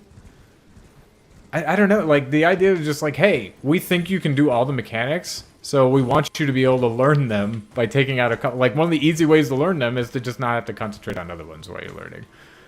So we kind of made this thing so you can learn the mechanics because we believe that you can just do it. We believe in you. We know you can do it. We just gave you another way to do it without concentrating on others. That doesn't sound like an insult to me. Maybe I'm crazy? It sounds more insulting to be like, no, we think people just can't, some people just can't do it. They're never going to be able to do this, so we made permanent ways to take it out, and there's no downside to taking them out. And so yeah, I don't know, like this rewards players for learning the mechanics by allowing them to open up their slots again. Doesn't seem like an insult to me. So I don't know. Let me just kill this guy and then we'll go back. Alright. Who take offense to the mere idea of people who aren't them playing games. In fact, it seems Yoshida himself might take... Does anyone take offense to the idea that people aren't them play games? Who's doing that? Like, if anything, people get really happy when a bunch of people play games that they like because they know that that means they'll support it. That's why they got mad at Jim for posting bad reviews of Zelda games or giving a 0 to, what was it? I can't remember the game. Was it Hellblade? Senua's Sacrifice? I think they gave like a 0 to that game because they encountered a game-breaking bug. People got mad because that means there's less people who will buy it because they think it's bad because of your review. I guess those don't have to be the same people, but I don't know that people are getting mad that other people are playing games. That seems like the opposite. Down the plains, you can see a mausoleum. These are replicate remembrances, which are... Oh, mausoleums are those walking around guys. I think it's like here that they're talking about.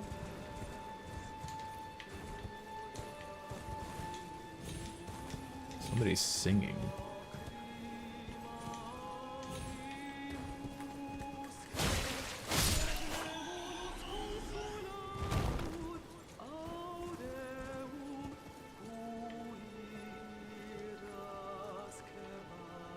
Oh, that's where they're singing. I don't have very much health, so I think I'd lose to that thing. So let's continue down the plains as we were. Take offense. At the very least, he has a philosophical dislike of players having an easier time because of his pride as a gamer. Is there something wrong with being proud to be a gamer and being proud that you did things that are difficult? It doesn't seem like there should be. I don't know why that would be an issue. I'm proud of some of my gaming accomplishments. I'm proud that I, like, if you, like, beat through the Fire and Flames on Expert, which I didn't. I beat Guitar Hero 1, 2, like, all the Guitar Heroes, I think, on Expert. So, I was mildly proud of that. Not as proud, because a lot of people started doing it, but, you can be proud of things that you do as a gamer. One of my buddies, who might be watching right now, was very, very proud of the fact that they were very high on the leadership board in, I think it was War for Cybertron. Or is that Fall of Cybertron? The second one. I think that's Fall of Cybertron. They were very proud of that. That's a gamer thing. So yeah, being able to accomplish something in a game without help can be something to be proud of.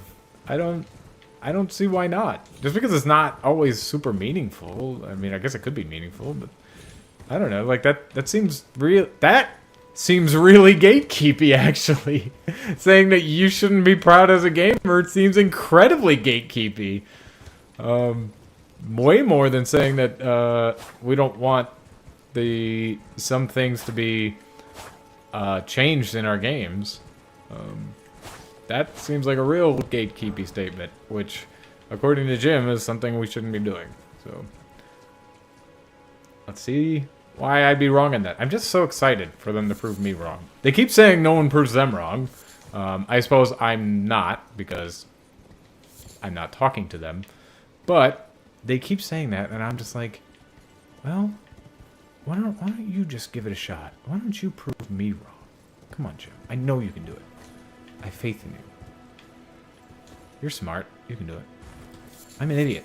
I don't do this for a living. I don't analyze game situations and stuff for a living. You do. You're a quote-unquote journalist. You can prove me wrong. You're smarter than me. Cool. I'm going to be 50 years old this year, Yoshida said in an interview with GameSpot. That said, I consider myself a gamer, and I have my gamer pride. When playing a game, you always get that part at the beginning where it says select your difficulty. Easy, medium, hard. And again, I have my pride as a gamer, so I'm never going to choose easy. Yes. I think that's totally reasonable to be like, nope, I'm proud of the fact that I am good at games. Pretty much all of them. Well, maybe not pretty much all of them, but like, I'm proud of the fact that I will tackle any game, even if I've never played it. I will tackle it on a harder difficulty, so I'm definitely never going to do an easy one. I don't see the problem with that. It seems like it's totally fine. I don't know why your goal is to have it so that everyone can enjoy games the way they want, when these people's way of enjoying games is to make them really hard, and they're proud of that. Why? It seems like we're saying, oh, you shouldn't attack people for the way they play games, and now you are doing that. But, okay, let's give it a shot. Easy. I'm always going to choose medium or hard, but then when you die that first time, it says, do you want to change the difficulty to easy? I hate that. That feels incredibly condescending and insulting when games do that. Yeah, I can't stand that kind of shit. Let's go see. I guess we should try to take down that mausoleum. Yeah, that's kind of what our guide, because I have no pride in this. I've actually just beaten this game without a guide before. That's why I'm doing it, because I want to see everything. And I'm stupid and won't remember everything. But I don't currently have pride in this playthrough. This is a sightseeing playthrough. But it's okay if I did have pride and wanted to do all the most difficult. Didn't want to use any summons. Didn't want to use any kind of guide. That'd be okay. If I was proud of that, that'd be okay. It's alright. You can be proud of that. Just because I'm not proud of it, like, just because I don't feel the need to be proud of that, it's okay. I'm allowed to. You just died. Thank you. I hate that. I have my pride as a gamer and I hate that. Stop me if I'm wrong, but I'm starting to think that Yoshida might have some pride. Some gamer pride. Some pride as a gamer. Yes. And he does. And I think a lot of us do. I feel like Jim Sterling probably has some pride as a gamer. I'm sure that they have accomplishments within gaming that they are proud of.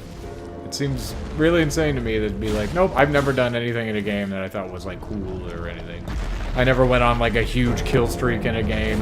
I never beat a really hard game or a game on its hardest difficulty or anything like that. I've never done anything on that. Seems like also just being proud in your identity as a person who plays games is totally fine too. We should be accepting of all identities, I feel like. Other than ones that are obviously harmful, like I identify as a murderer. But I'm pretty sure gamers aren't that harmful to us as a society. I'm pretty sure. I don't know. I'm just reasonably sure. I'm gonna move this slight much. Okay, there we go. Got it. This is just kind of loud. That's why I'm not playing the video when I get through this. It's not actually all that difficult. It's just big old gong, lots of stomping. Don't want to play the video and then not hear it over the gonging and the stomping.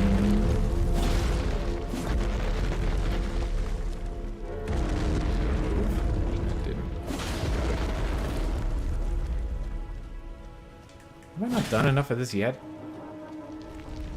I guess I haven't.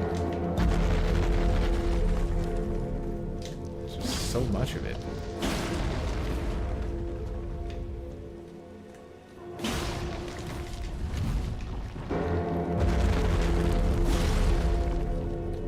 Okay. Actually, was coming for me.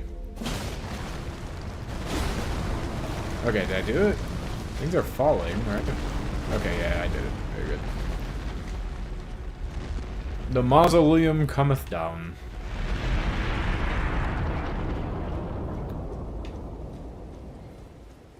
Right. Let's continue. I don't know, just a suspicion I have. Good for him. Oh, those Be things are out part of and that? proud, Yoshida. Yes. I'm lightly joshing, but I'm pretty sure most games have you die quite a few times in a row before it asks that question. I'm sure That's some true. games offer the option to bump down to easy after the first death, but Yeah, I didn't. Maybe he exaggerated when he said first death. I don't even remember if he said that, but I don't feel like checking. But yeah, even if it's like a bunch of deaths, if you're still just like, no, I want to prove that I can do this. Doing it after like 5 deaths or even 20 deaths is still just like, you're insulting me by offering me this. I feel insulted by this, and I refuse to take it. What the amendments is, yeah. Yeah, I don't need to duplicate anything. I don't know that I've ever actually used one of these things. I went and found all of them or whatever in my last one, but I don't remember if I actually used any. Alright. Limit here. Bossel. Several points of interest are also west of the minor air tree, including another church holding no sacred tier. I'm gonna guess that's like either this or like this. So we're gonna just mark them all. These all look like interesting things. I think Sorcerer's Cell is like here, and there's like at least one guy down there. So we'll just kind of check all this stuff out. I don't know why we didn't summon Homie, but just go in a nice little circle. The circle of life. I can't think of one off the top of my head. I remember Onimusha 2 doing it to me when I died a lot, and I will admit my pride as a gamer was definitely wounded that. He admitted? Sorry, they admitted that their pride was hurt by this? So why were they insulting gamers for having pride? Are they just not insulting themselves? I don't get it. I've seen this in a couple of their videos, where they just say something and then contradict it later. Because they're just like, oh no, this definitely isn't true. Okay, it's true. But this is why, like, it doesn't matter that much or something.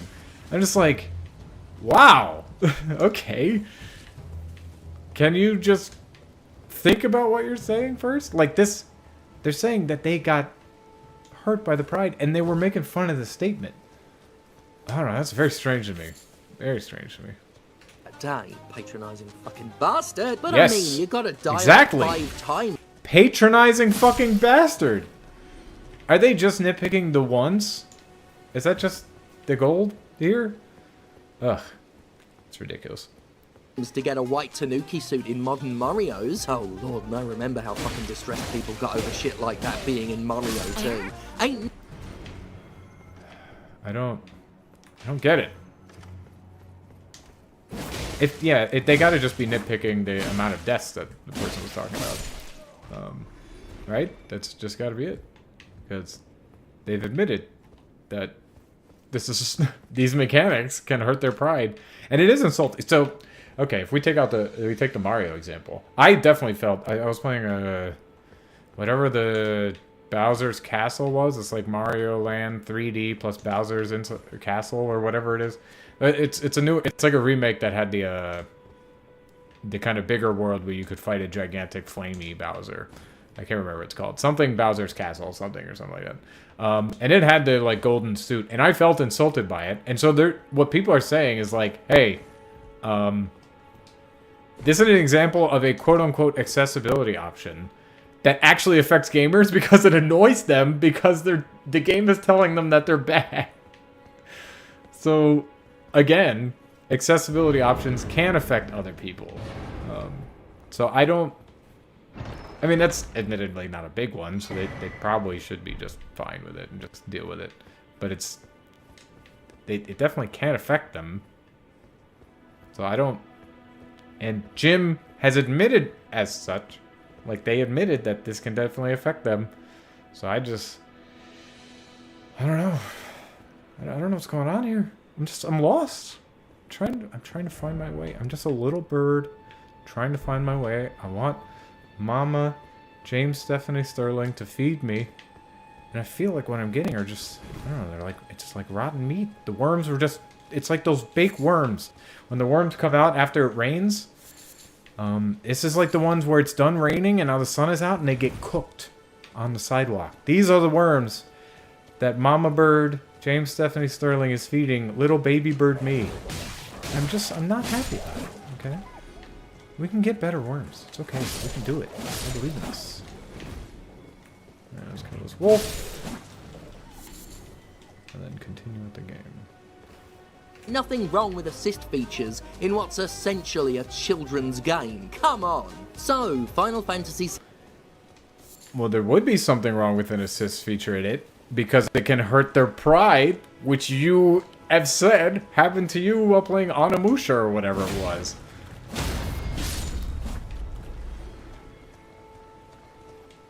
I just don't get it. Dry worms. Dry worms. That's what we're getting. 16 wants you to feel your sense of pride and accomplishment, and does this by featuring accessibility in such a snide way. It would literally be less offensive if they just told people who need them to fuck off. And before we move... It absolutely would not. If you tell me to fuck off, I mean, I guess you're at least not insulting my intelligence at that point, if that's Jim's point here. But if you tell me to fuck off versus, like, giving me something that's just like, okay, this maybe kind of works for me, but, like, it's not that great in some ways. I don't know, that seems way less insulting. I don't know. I mean, I can understand the point. Because if somebody is telling you to fuck off in a secret way, which Jim feels like this is doing, although I disagree with them, I guess it is more insulting if you than just telling them to fuck off to their face. Because they're kind of saying, hey, I believe you can handle this, and I know you'd be smart enough if I was trying to be coy about it. You'd be smart enough to see around it. Fair enough, I guess. I just don't think that's what's happening. Move on, I'm gonna have to take a quick detour to say... Good detour. Really? Final Fantasy? We're talking about gamer pride when we're talking about Final fucking Fantasy? Okay, I'm not a big Final Fantasy person, but I imagine that there's probably some difficult fights in Final Fantasy. Okay, I played Final Fantasy X. It's been a long time, so I don't remember the names of anything. I know there was one thing that I told my buddy that I beat on the first try, and he was shocked. He was just like, how did you beat that on the first try? That's one of the hardest bosses in the game. And I was just like, I don't know. I was like, maybe I just figured out the good strategy or something like that. This is actually something I learned later. There's a way in Final Fantasy X Yuna can summon her Aeons, I think they're called. They're the big summons. You can summon like Ifrit, Valifor, and some of the other ones. I don't remember all the names of them. But there's a way, I don't remember the names of any of these mechanics, so you're just going to have to work with me on this when I talk about it. There's a way to, like, when they have their super kind of thing charged up. There was a way to, like, charge up Yuna, so then the supers of the summons was charged up. Something like that. It was some, like, hyper mode or something that made them, like, way stronger. And there was a way that I discovered that was way easier to charge it up or something like that. So I went into the fight all charged up and then summoned the summons so that they're charged up too. And it turns out that was like the way to do a lot of things in that game. And it made the game a lot easier. Because you figured out a strategy to handle it. So I was proud when I learned this. I think I learned this like a year ago. That this was like a common strat. I was proud that I figured that out all by myself when I was 12 or whatever. I'm just like, hey, I actually did like a really good thing, like on my own. I was proud recently in a Armored Core. What I started looking up like meta builds for things, and people were like, oh, common ones are to use like at certain levels. It's to use. I think it was called a pile driver. It's this big like melee weapon that you just bash people in the face with. And use songbirds. And the Gatling gun was also pretty good. Although people preferred one shotgun over the Gatling gun. But my thing was like, okay, I had a songbird on one shoulder, I had the pile driver thing, and I had, I think it was like an energy missile, and then a Gatling gun. And so I was pretty close to like the meta build. But I had just kind of discovered that just through playing, because I was just like, I like these weapons, they seem to do really good. And I was proud of the fact that I was very close to the meta build that made the game easier. I like kind of found the broken weapon. So even though playing the game was easier, I was proud in that my experimentation led me to something very good. And I was also kind of proud of the fact that I was just like, I don't really like the legs. And although there's a downside to choosing like that people call it like the wheelchair, which is kind of funny when talking about accessibility. There's like some wheeled legs, some tread legs that you can use that'll make you faster, but you can't like sidestep as well. And a lot of times they have pretty good load capacity, so you can do a lot of armor and stuff on them too. And I was using those. And I was also using the arms that made your shots track faster. So I was like really doing some meta stuff without knowing much about the game. And when I learned it later, I was like proud that I was able to do it. It's not a huge thing, but it just, I don't know, like I kind of felt like I accomplished something by like experimenting, and I don't know, like it seems really odd that this is the issue. So like, yeah, not only have I experienced pride in a Final Fantasy game, a series that I barely play any of, although at one point I think I want to do 7 Remake. I started playing it a little bit. But stopped because this year has been insane for games. But not only have I felt pride in a Final Fantasy game, but I felt pride in other games in similar ways. And Jim is making fun of that. Is it just not okay to take pride in doing things in Final Fantasy? That seems weird. Seems really gatekeepy. I think I'm going to go for this. Because this should be, yeah, like a boss type dude.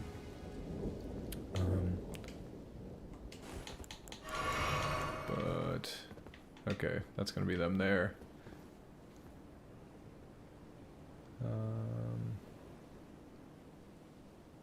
Yeah, sacred tier. Screen runes on the shack sources.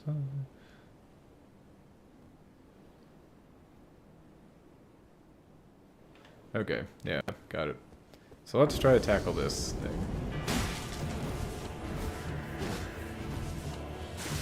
Damn it, I thought he was gonna come forward. I'm a big old idiot.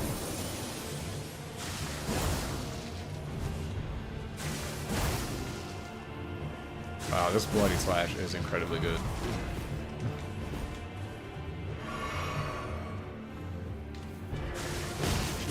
I'm proud of the fact that I didn't use the Bloody Slash in my first playthrough of Elden Ring. Not once. I might have equipped it once just to see what it was, but I didn't actively use it. I don't know what he's doing right now. Okay, I should have been attacking him. That's fine. We'll still win. We'll still win, and I'll be proud of it. 'Cause that's the kind of gamer I am. And it's okay that I'm going to be proud of it. Probably won't win, actually. I'm not doing very good. Ugh.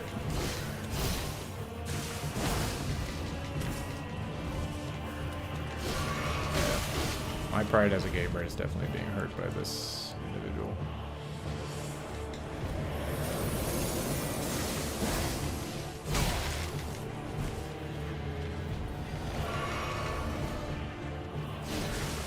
No! I didn't get the attack off. Oh, not looking good for me, boys.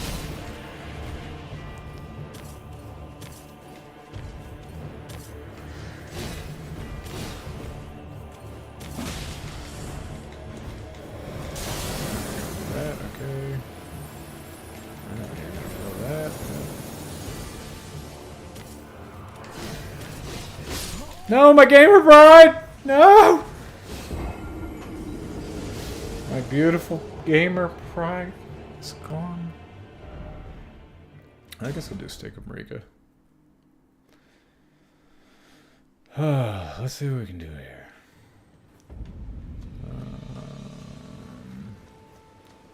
Go get my runes. My big old runes. Let's try this again. I have often struggled with these old people. And even in my other playthrough, I often struggled against these folks. So, it's not surprising that I'm not immediately just beating their face in. Not surprising to me at all.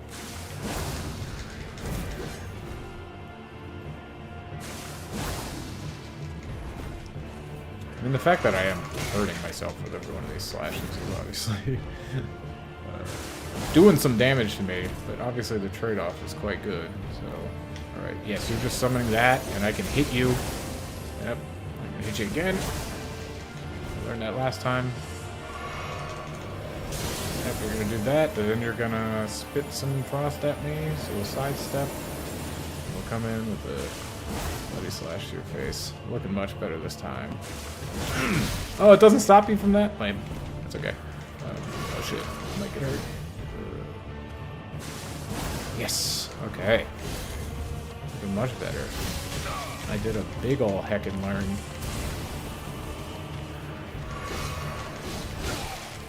I feel like one of those should have hit me that didn't. It's okay. Whew! Okay, we're not actually doing that good anymore, but we've got one more heal. Getting a good slash here. Okay, yeah, we can do this. Ta-da! Bloody slash FTW. Got a Radagon Scar Steel. That's actually a really good thing, isn't it? Oh yeah, I'm getting kicked out of the Evergale. I have no idea what it's called. I'm pretty sure that's like a really good talisman, isn't it? Raises attributes but also increases damage taken. One of the attributes is HP, so that's gonna be a strong yes for me, fam.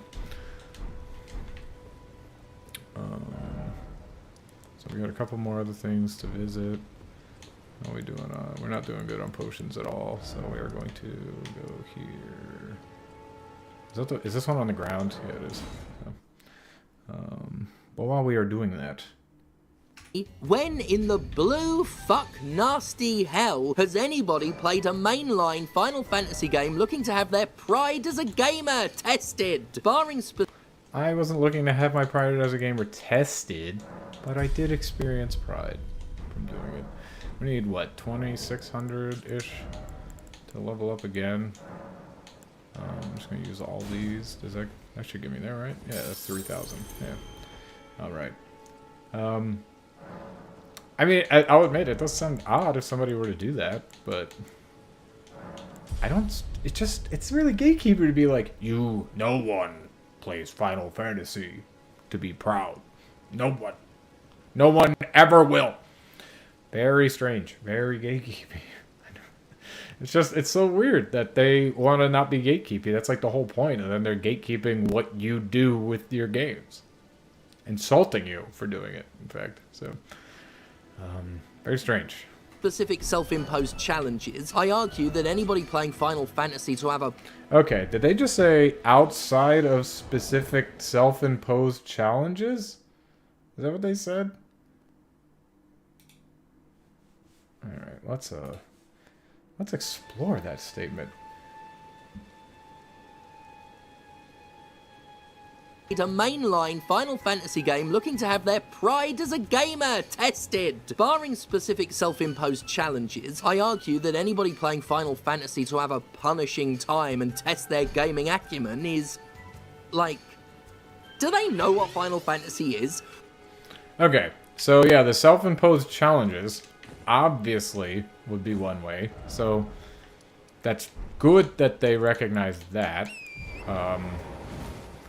But I don't know that punishing... Well, actually, I know that having a punishing time is not the only way you can have pride. Just like I said, I discovered a strat, and I was proud of that. So I feel like I accomplished something by discovering something in that game. And I was proud of it. So it seems like it's a little bit odd. I think they're using the word pride a little bit much. Well, I mean, we can take this. So we have Pride Month for the LGBTQ IA. I'll be honest, I don't know all the letters that we have now for it. But we've got Pride Month for that. Are they proud because it's difficult to be in that group? I mean, maybe. They do have some hardships that they face, so I guess there wouldn't be any... There's no reason to be proud because of, like, some of the difficulties that they face. But is that the reason that they're proud of it? Like, probably not. I think it's just they're proud of it because they're just like, hey, like, I just want to be who I am, and, like, and it's okay. Like, you all should accept me. I'm proud to say that I am this, and I'm proud to say fuck you to people who don't like it. So, the idea that Final Fantasy... or in games, you can only be proud of something if it was difficult, is very strange to me. I already gave 2 examples where... Well, I guess one of them was I got around a difficult thing. Well, both of them. I had solved difficult problems by making it not difficult because I discovered something. Not even because I, like, gained more skill in the thing. So, I don't know. Seems a bit strange to me to be saying this, but I felt like most of this video was a bit strange. So.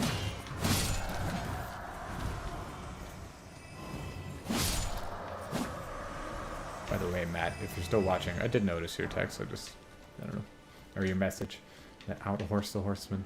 I tried. I sure did outhorse him. There it is, a tower. Finally return to our home. You know, I'm trying to adjust my mic. The mic stand doesn't seem to want to keep it low. I make it pretty tight.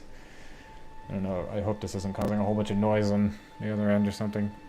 I made it pretty tight. Okay, so that seemed to have kind of done it. So, oh, I'm bopping into things though, but hopefully that'll do a little bit better. Keep it out of my way. Make sure I'm not crazy loud all the time. Anyway, let's continue. I can at least personally say that when I fired up FF7 this weekend for a nostalgic replay, the last thing on my mind was, oh boy, I can't wait to play this hardcore fucking game, Dark Souls, baby! Ridiculous. Phoenix brought me this hot tea and this hot chocolate and this hot apple and ginger. Yeah, I don't know. I'm just gonna be repeating myself. I don't agree. I don't agree that that's the only thing that you can be proud of. It's very strange. Fourth Church of Marika. What are we looking for here? There should be like a tier. Oh, there's a site of grace. That's good. Let's go get the item. We'll get the site. I should be upgrading my weapon. I haven't been doing that much. Maybe I can go do that now. I am at a site of grace after all. I don't remember. Does it cost money? I know it costs like those things. I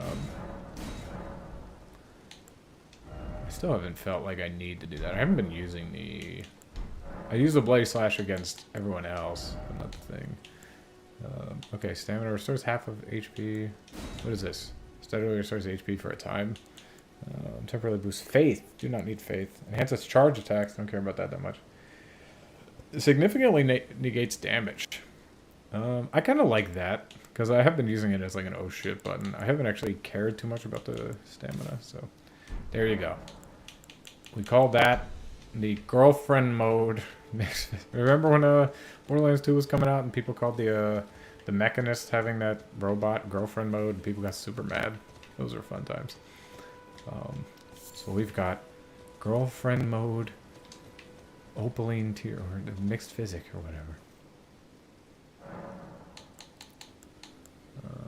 Let's, yeah, we wanted to go, let's go to the, see if we can't upgrade a weapon while we listen to James Stephanie Serling speaking to us. And turmeric drink, and it's really helping out the voice, actually. One of them worked. I really don't understand the After you find a nice hostility. tea? I've lost count of the number of times features such as we've described have been announced to a chorus of boos from people who don't need them, as if their existence is inherently detestable simply because they don't have a use for them. So one thing I would really appreciate in this game, in this video, is if Jim talked about, or not talked about, actually showed what they're talking about. They keep saying all this is happening, but I haven't actually seen it. Oh, I'm sorry. I'm supposed to be... I've been skipping my standing on my watch. So I'll need to do that the next couple of hours. I've been ignoring it. So, and we gotta stand. It keeps the blood flowing, and I've been sitting for a long time. So don't let me ignore it the next time it happens. I'm ignoring it now because it's 3:59, so I won't actually make it in for the hour, and it's already 4. So I got another hour before I need to do it, but I can't do that. Yeah, I really want examples. Like, what is the actual statements these people are making? I don't have enough. I have the smithing stones, but I don't have enough. Oh, I have enough. What am I talking about? What am I talking about? I'll use all these. Yeah, examples. Examples really help arguments. If you actually have, like, an argument that someone literally make, it really helps you fight against this thing.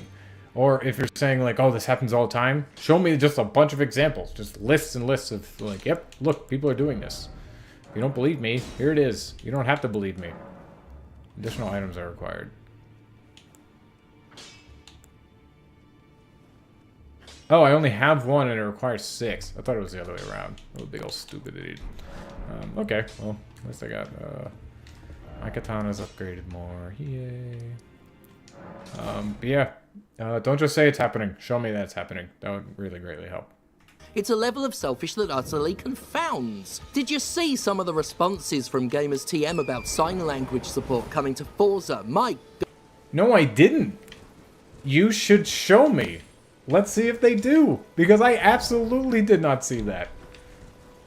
God, they're fucking crying over it. Wanking on about it being a waste of resources to make a game more enjoyable to deaf people. Complaints of not seeing the point of it from people who can, like, hear. Yeah, I suppose if you don't need sign language, then you can't see the point of it. Unless...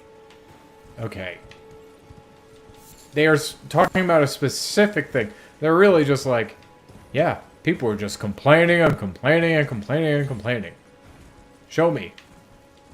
You asked me if I heard? Turns out the answer is no, so please just show me. I bet we're gonna move on, but I would love for them to show me. See if they do. Unless you've a shred of fucking empathy, the sheer inability to even for a moment consider another perspective but one's own is, well, a real problem in this community. And several others. That is an interesting statement considering I don't know if they're considering a lot of other people's perspectives.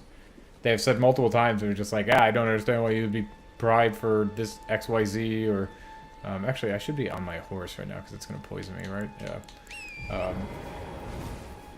And they're saying, like, oh, I've never heard an argument for this. I'm just like, if you consider other people's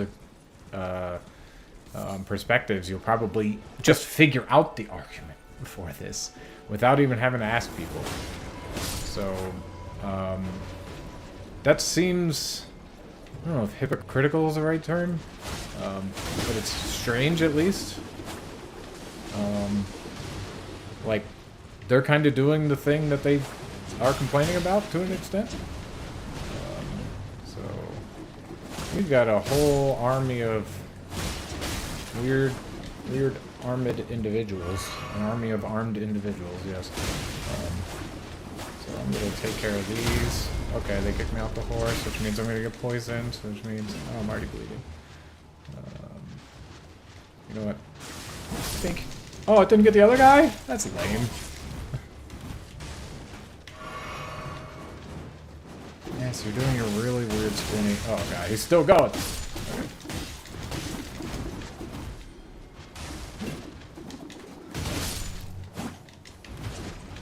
What are you doing?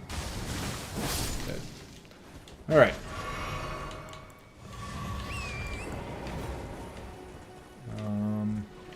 But yeah, seems like they're doing exactly the thing that they're complaining about here. Not the complaining about accessibility options part, but the don't look at other people's perspectives on this. Like, that just feels like exactly what Jim is doing.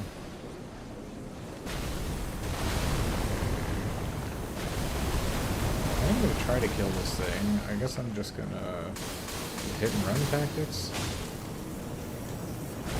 I don't want to get poisoned, so I want to stay on my horse. I don't want to get hit by those things.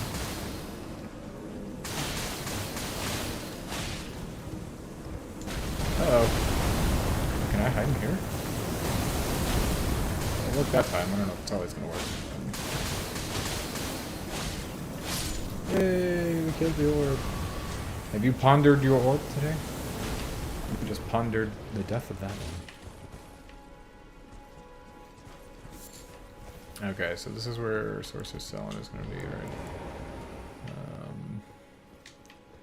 Open this up.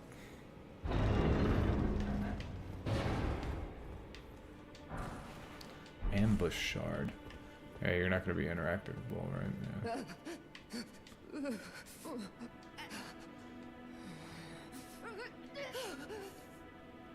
I'm just going to say the same thing again. Okay. What did you say? There were no interaction for now.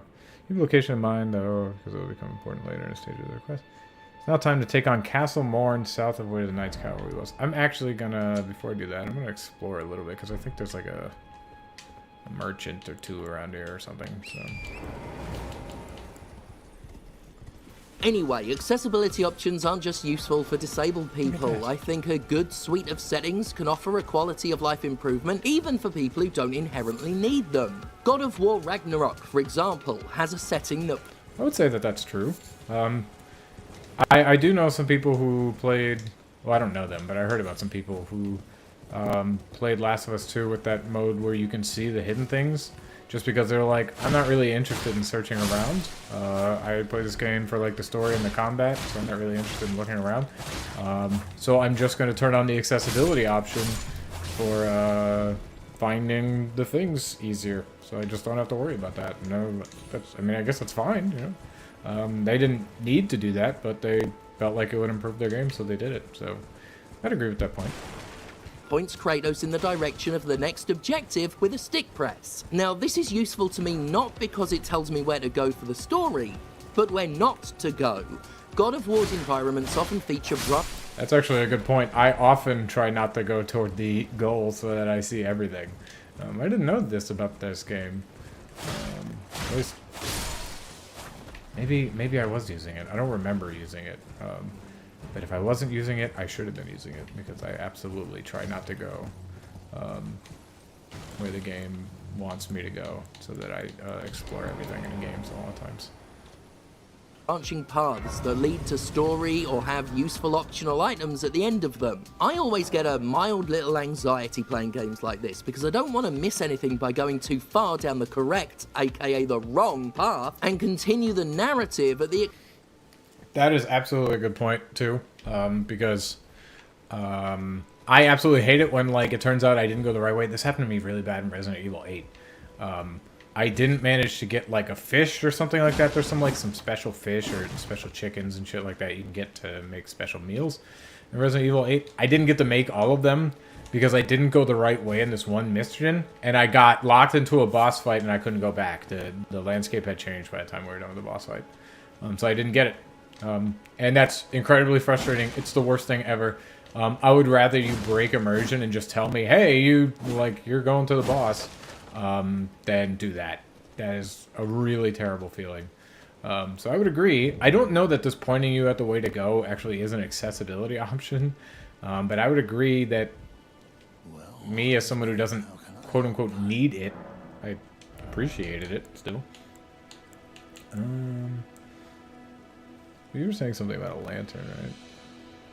Yeah. Do I have Have a safe journey. I would very much like the lantern. You just put that on your belt. It's great. I have the requisite room. I'm just going to use all of these because I don't know how much they give me. Alright, that should be enough, right? I don't remember how much it cost. Yay, give me a lantern. Me likey lantern. Oh no, I can't afford a sword key. Have a safe journey. Try to buy all the stone sword keys. I'm gonna have to do marker. There you go. There's a good marker for you. I guess I can always see them on the map, so it's not a huge deal. Okay, a little more exploring here, a little more listening to Jim Sterling. Expensive side routes. God, I wish Evil West wasn't so full of those moments. The stick click option allows me to play the game without carefully picking my way through it, backtracking, and just wasting my time. Similarly, I could wander around in the dark in The Last of Us after every combat encounter, Are they about to just say the thing that I said about making hidden items visible? Or more visible, I guess? That was a thing that was floating around a lot when, at least when The Last of Us 2, I think, came out. I heard a lot of people talking about that. I may have heard Jim Sterling talking about it, but I haven't watched this part of the video before, so it'll just be a wild coincidence if that's what's going on. laboriously scouring each area for loot. Or I could activate the ping setting that highlights every pickup in the local area and save myself time and boredom. It's not like pinging an empty house to know where all the rag... That's also, when they say boredom, that could be an issue of just game design. It's just like, it's not very exciting to loot things in The Last of Us. It's boring and tedious. So it's interesting that they're like, oh, we have this accessibility option to get around part of the game, which is what we're saying some accessibility options should do, like in the example of the rings in Final Fantasy. So it's interesting that like we're talking about like, hey, accessibility options are great because they get around boring crap. Like, maybe the problem we should be identifying here is just like, well, we don't want to do this, and you're not doing a good job of making sure that I can easily explore things. Like it's tedious to do this. Like, yeah, I guess it should in and of itself take more time to explore in God of War or find things in Last of Us. But if it's just boring and I'm only doing it so like I don't miss anything that isn't boring, but a lot of it is boring, then we should be talking about ways to improve that, not ways to either skip it or just make it so obvious to where I'm not even engaging with the mechanic anymore. That's what I feel like the criticism should be pointed at. Oh shit. Oh, I didn't know if you guys saw me. No, they seem to have given up. Okay.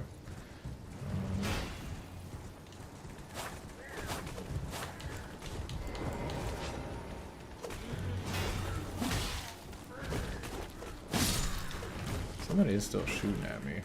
I'm guessing they're at the top of the... Yeah, they are. Okay, you homies are coming after me? That's okay. Mounted combat.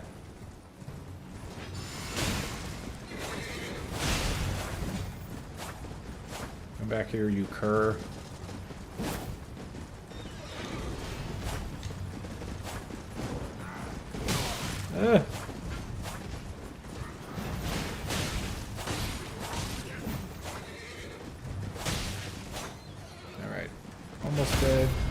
Alright, cool. Killed the horse. So, killed the you. I don't want to focus on you. I want to focus on the other people who are easier to kill in case they touch us while we're dueling.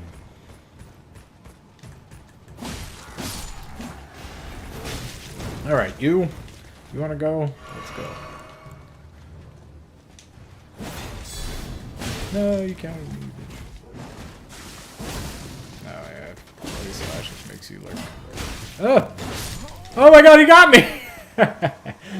That's fine. I will get him back. And bricks are I makes swear the I game hit him. Easy. It didn't look like I did, I guess, but I swear I did. I was being a little aggro, just like, oh, he's got one thing, I can hit him first. It looked like I did, but I guess I didn't. I wish there was an accessibility option to tell me when I've actually hit him. I was not aware. My eyes were not good enough to see it. Okay. That's There's nothing challenging about staggering about the house, rotating the camera every which way to manually find this stuff. It's just quicker, more... it might be challenging. If the things are supposed to be hidden, finding them is a challenge. Like, that's like saying, like, word searches aren't challenging. Because it's just, like, tedious. It's just like, no, like, the things are hidden. Hidden things are a challenge to find. That's, like, the whole point. So, I don't know that there was nothing challenging in The Last of Us. Maybe there were some challenging ones, like unlocking safe or something, which that wasn't a huge challenge, but it was a challenge. Alright. But it seems a bit strange to say there's nothing challenging about finding things that are hidden. Okay. I'm actually sick of you guys, so I'm just gonna hit you with the old bloody slash. Alright, we're gonna get you because you're shooting at me. And shooting is annoying. Alright. Our fated re-engagement, I guess. The gods knew it would be so. Oh, I must have hit his shield the last time. I guess his shield was still in front of it.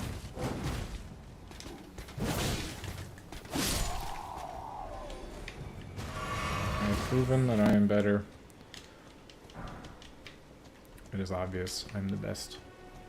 So, anyway, back to the gym. convenient and way less fucking dull to highlight all the collectible trash. And you know, God bless the fact that the 2019 Final Fantasy re-release is... It is also interesting that they called it collectible trash. I'm like, well, why do you care about highlighting it if it's trash? Like, don't you... What does it matter?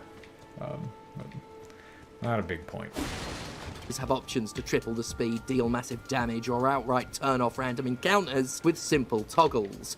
Being able to breeze past the slower parts of these massive RPGs is an utter boon that makes replaying the titles of my youth far less of a daunting prospect. Replays overall in any game benefit tremendously from extensive accessibility setting. Replays benefit from extensive accessibility settings. I'm interested to see how a replay would. Is it just to make it faster? Would that be the argument? I'm just like, oh, like, you can get through the second play of this much faster now. I'm like, okay, I mean, I guess that's a thing, sure. Oh, this is teleporting. Oh no, I got to stay in a trap. I didn't know this was a trap. Maybe this is why they didn't tell me to do this. Where are we going? I actually don't remember where we're going on this one. Lanedale Royal Capital. Okay. Right.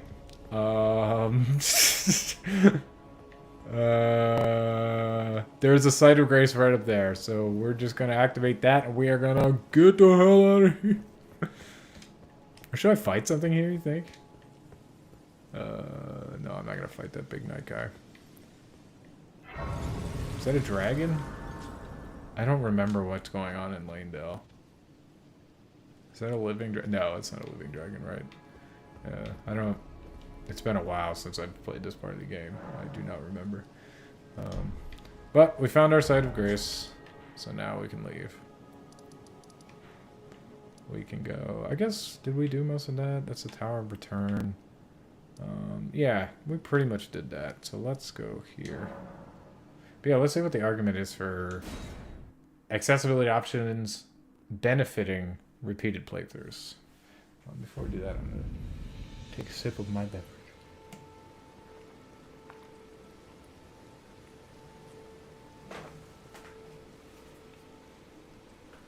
Look, every game has its slow moments, and even the most brilliant experiences can feature levels, puzzles, or bosses that you'd rather just not deal with ever again.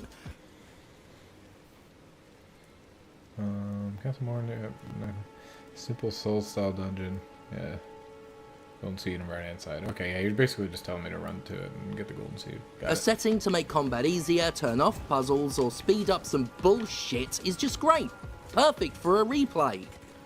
Yeah, so yeah, the argument basically was like, you can get through some of the nonsense and get through some things faster.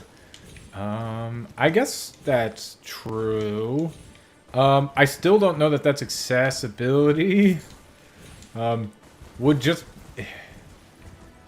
being like, I'm gonna skip this, that means it's accessible. I mean, technically, yes, but I don't know, it just seems strange to call that accessibility to me. Like, our accessibility option allows you to not play parts of the game.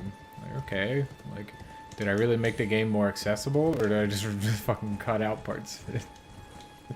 Is that the same thing? I made those parts inaccessible, and that you aren't doing them anymore. So, it's strange, but I mean, I guess I do see how this could help replays. Where's the golden seed? How did I miss the tree? There it is. Okay.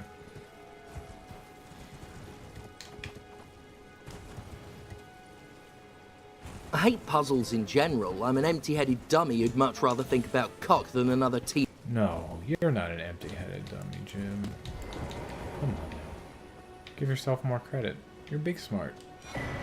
Everybody loves all of your arguments. I've loved all of them. Every one of them have been great. I feel like I am very, very educated. Tedious fucking sliding block game or mirror reflecting section. It's for that reason that I'll always be happy that way back in the early 2000s, Silent Hill 2 was ahead of the bloody curve with a dual difficulty setting. One for combat, one for puzzles. The ability to keep combat on normal or hard. That actually, well, first of all, they just said difficulty setting. So, is difficulty and accessibility the same thing to them? It sounds like it is. When at the beginning of the video, they were saying that we're not going to be focused on difficulty. Well, they said specifically Dark Souls. Whether difficulty should be in Dark Souls or Sekiro or whichever one they were talking about. Now they're saying, like, I love these extra accessibility settings. Here's an example. There's 2 difficulty settings in Silent Hill.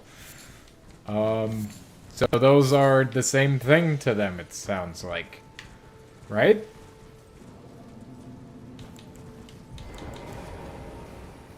Yeah, I knew this would happen. I mean, I'd seen it happen in their other videos, so it's not surprising. But...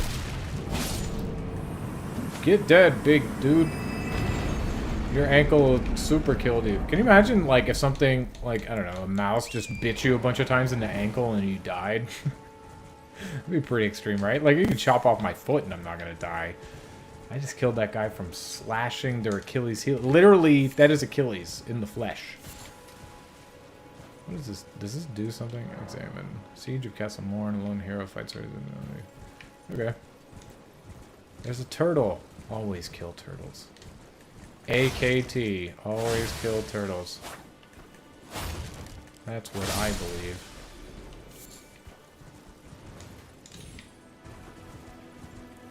Alright. So yeah, accessibility options and difficulty options. Not necessarily different things here. I think their definition of accessibility is just, can more people access it? Or access it. Which I guess works as a definition of accessibility. But when people use it, they mean, like, can people with disabilities use this or do this thing? Is there an option to allow them to do this? which I don't think is the same thing. Because I would not call removing parts of the game making it more accessible. Where in their definition, it does seem to be part of it. Alright. Castle Morn, a big ol' heckin' dungeon. While bumping its so-called riddle level down to easy has always made my time replaying the classic Silent Hills so much more perfect. Also, I don't recall anybody giving out about that back in the day, whining that making puzzles... How old is that game? I don't remember which game they were talking about. But I wouldn't be surprised if people were complaining about it because there just wasn't a way to complain. Or at least it wasn't as popular. People weren't on the internet as much. But they also might not have been complaining about it because... well, I don't know, maybe they just were. And maybe it's just like, I don't know, that difficulty's always been in Silent Hill, so it doesn't ruin the vision? I don't know anything about Silent Hill, so I'm just spitballing as to why people might not have complained about it. Alright, so we're at the castle. Let's see if there's something else. Yeah, Castle Morn, so yeah. Well, Golden Seed, yep. Fun. Castle prosper from near straight past to the right. Take the ladder, defeat nearby enemies, cross a bridge. Okay.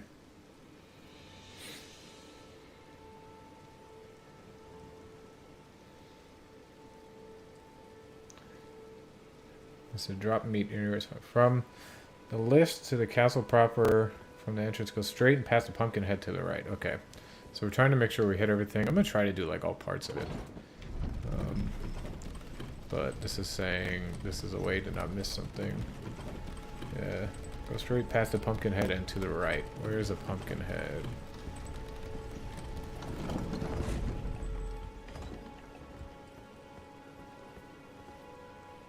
That's not a pumpkin head. Doggos. Pumpkinhead, I believe, it's like... Well, this definitely ain't it, but I'm back here anyway. Yes, I got it. I know. I do hate dogs in this game sometimes. But I love dogs in real life, but they're just annoying. Okay, so there's nothing much here. I think the pumpkin head... Is that him? Yes, that's a pumpkin head. Straight past the pumpkin head to the right. Okay, so let's, I'm not gonna mess with you guys too much. Actually, maybe I can. I should be able to kill everything. Include that video game. My pride is intact. But let's,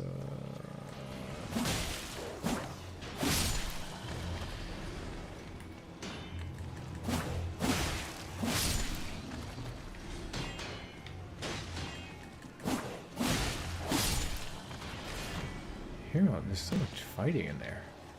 What are they up to? We will explore that way, but I want to make sure I get the thing that the guide is kind of telling me to do. Which was to go past the pumpkin head to the right.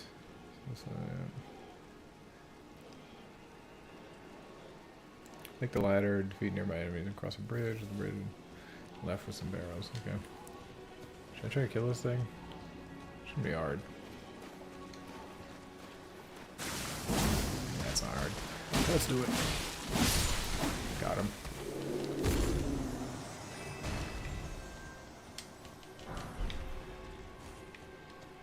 Okay, let's go back to the video.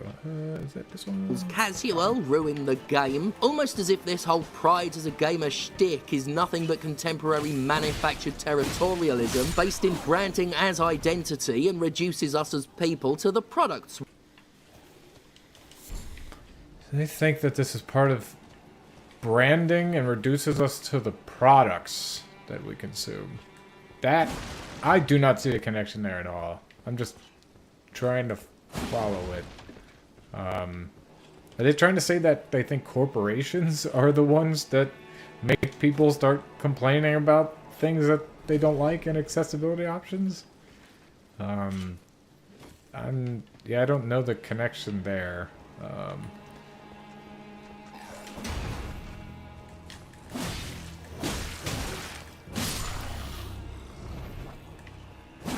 You know what? I haven't actually checked my armor or anything recently to see if I got better stuff. I'll do that like the next site of grace I find. Okay, but they said cross a bridge. With the bridge, look back to your left for some barrels. Break them real ladder and drop down. Follow this path with some enemies and lower to meet Edgar. Okay. We buy. Anyway, we cross the really bridge shouldn't first. have to make accessibility settings sound appealing to gamers to justify them. Not all accessibility settings are made for everybody after all, but it's worth pointing out because they're all potentially useful regardless of your... Okay. I had things I wanted to say on that, but I'm fighting some fucking burbs.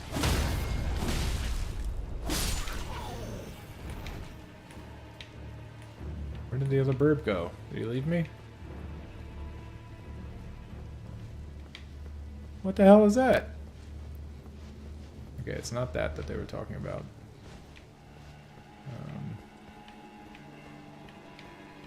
think it was here. The burb was done there. This is not it. There's a site of grace there.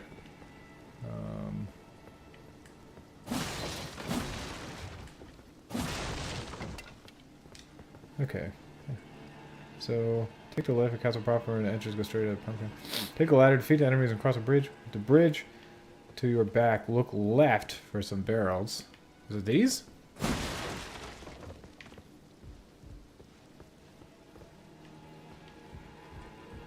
Maybe it's these? Oh, this probably, right? Yeah. Yeah, so dude is over there, I think. Okay. Let's go then.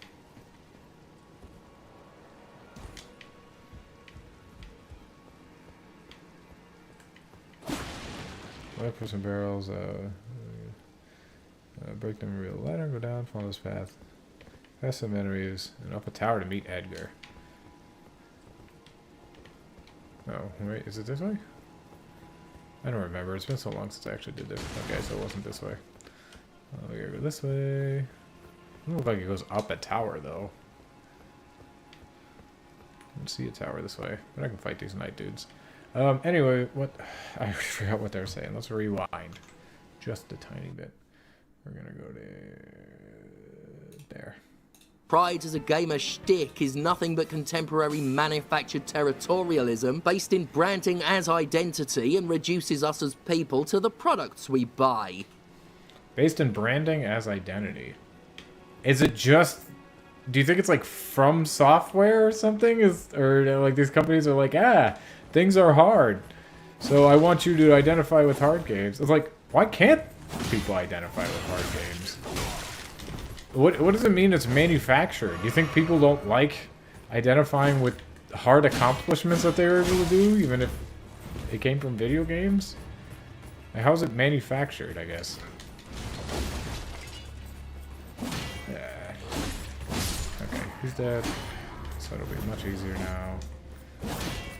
Put down your shield. Haha. Got you. So I'm a god.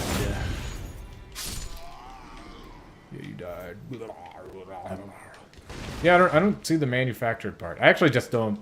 I don't really understand what they're trying to get here. I think I get the point, but I just don't get... like, where they're getting any of this from. Like, what's the manufactured part? What's actually happening here? Like, corporations are telling us to love this and they hate accessibility options? This is a very strange concept to me. Anyway, let's talk to this homie. I'm Edgar. You can see how menials. They gave me Yeah, good man, sound. yep. I'm sorry, but whatever you come here to do, I'll take this. Oh, I got a sacrificial twig. Now then, away with you. No reason to. Now then, you no reason. Okay, we need to come back to him once we beat the boss. What I tried to do today. How am I doing? 432. Let's continue, see how this is manufactured. Anyway, we really shouldn't have to make accessibility settings sound appealing to gamers to justify them. Not all accessibility settings are made for everybody after all. That's true. Not all accessibility settings are made for everybody. Just like not all games are made for everybody.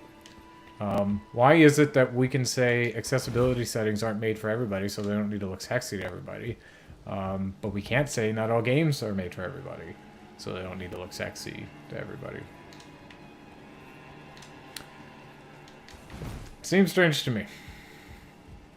but it's worth pointing out because they're all potentially useful regardless of your ability or so-called skill level. I make no bones. I wouldn't say all of them are potentially useful. A colorblind mode is almost certainly not useful to me. I mean, it could be in some cases. To say they're all potentially useful, I guess you covered yourself there. Just like, I'm not saying they are always useful, but they're potentially useful. I was like, yeah, I guess, but I don't know. That feels a little bit nitpicky on my part, though. I'll allow them to have it. It's about being disabled. In fact, a good few of my bones are why I'm disabled. I've got a heap of physical breakages and a collector's suite of mental ones. I need help a lot in life, with travel, with organisation. I also know Jim plays a lot of Dark Souls games and stuff like that. So if they have so many issues, wouldn't this... I mean, it obviously doesn't work for everybody, but wouldn't this be something of an argument that, like, okay, despite your issues, you can still do this? Obviously, there are issues that would completely stop you, but they're claiming that they have a whole bunch of issues, so maybe you can still do this despite them. With things my body or my brain struggle with. I've had to rely on friends and family a lot in my life, and I've always worried about being resented for it, about feeling like a burden. I've lost count of the amount of times Conrad or Phoenix have helped me just, like, survive in a world that very much isn't built for the disabled. I say this because for years, the whole idea of gamer pro... I'm glad that they're saying... I was just sitting there like, okay, what does this have to do with what we're talking about? Relying on people. Hopefully we find out. The whole idea of hardcore gamer versus casual has compounded the fear of resentment that many disabled people struggle with. The sneering at difficulty and accessibility settings, and the argument that you should just... Well, yeah, they said that the sneering at difficulty and accessibility settings. Again, that they're just combining them. Like, I just don't get it. Like, accessibility and gamer pride. Accessibility, it shouldn't be the same as difficulty, or else why are we having this two different words? But they're just combining them. Seems strange to me. It seems like they just don't like it when people say, hey, something should be difficult. Be better at games, essentially communicate that people who need help are inherently inferior. The get good mentality isn't too far removed. Well, inherently inferior. I don't know that anyone's saying, well, I would say that no one is saying that they're just inferior as people. But they are saying they're inferior at the game, right? Is that always a bad thing? Like, is it bad to say, like, yes, you are inferior at playing this game? There's a whole section of games, competitive games, is all about saying, yes, you are inferior to me at this game. I get that this doesn't always apply to single-player games, but I don't think necessarily stating that someone is worse than someone else at a specific thing is, like, really a bad thing. It's an incredibly good motivator. So, I just don't think that anybody is saying, like, no, you're inferior as people. I don't know. Seems a little strange to me. From the same rhetorical soup as the Tory belief that disabled people should just, you know, get over it. That chronic pain sufferers ought... I don't know anything about Tories, but I doubt that they believe that disabled people should just get over it. But maybe I'm wrong. To tough it out without medication, or that a bipolar person should just try to be a little more calm. Basically, I really wish gamer discourse would stop shaming people for needing help. Like, just stop being dickheads about it. What's that guy who... You can say that you don't want something in a game without shaming anyone, I don't think. Yeah, you can do it, be a dickhead. You can be shaming and be a dickhead like they're saying. But I don't think that's the same as just saying, I don't want this thing in my game. I don't think that automatically makes you a dickhead. Which is what they're kind of implying here. Okay, this guy's doing some serious damage to me. You're gonna get a bloody slash. And I'm gonna back up. You're gonna hit me anyway because I'm bad at the game. And we're gonna kill you.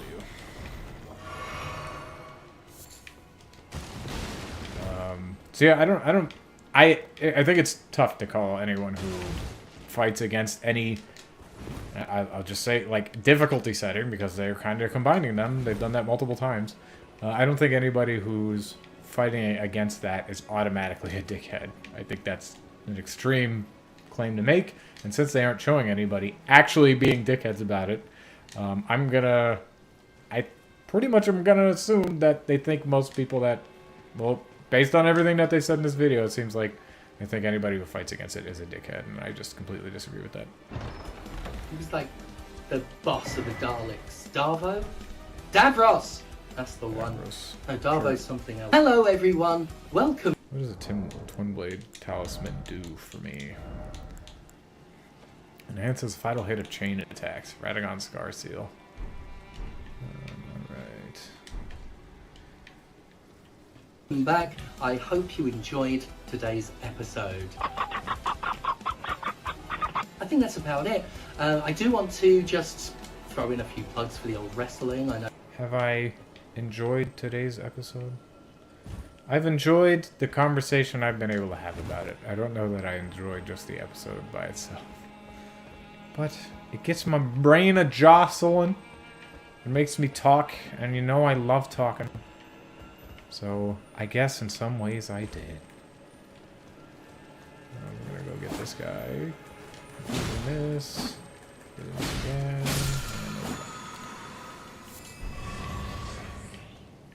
Look at that. We got a health potion out of it. Aren't we thankful for that? I know some of you can't bear the 15-second clips I sometimes put in. I'm fine with it. I'll let you...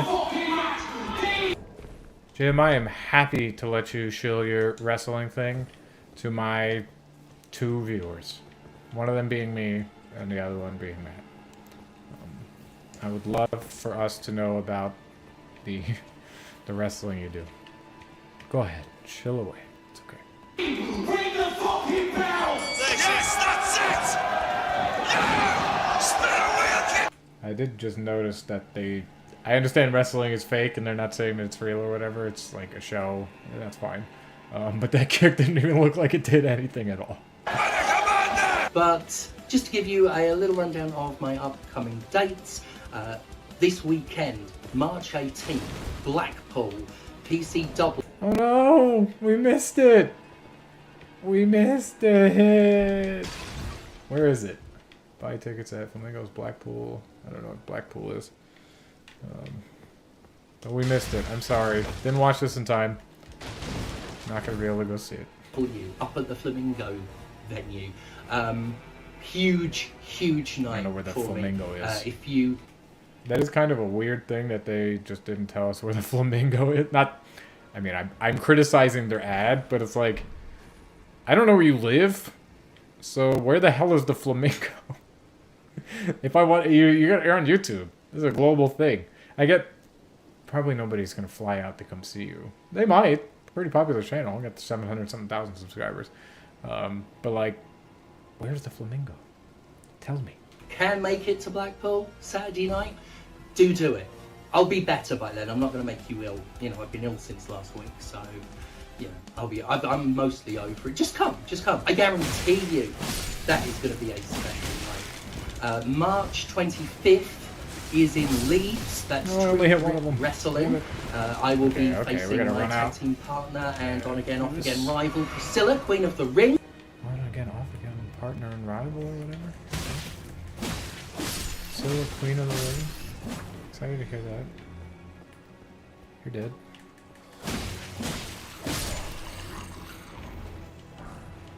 I got a whip!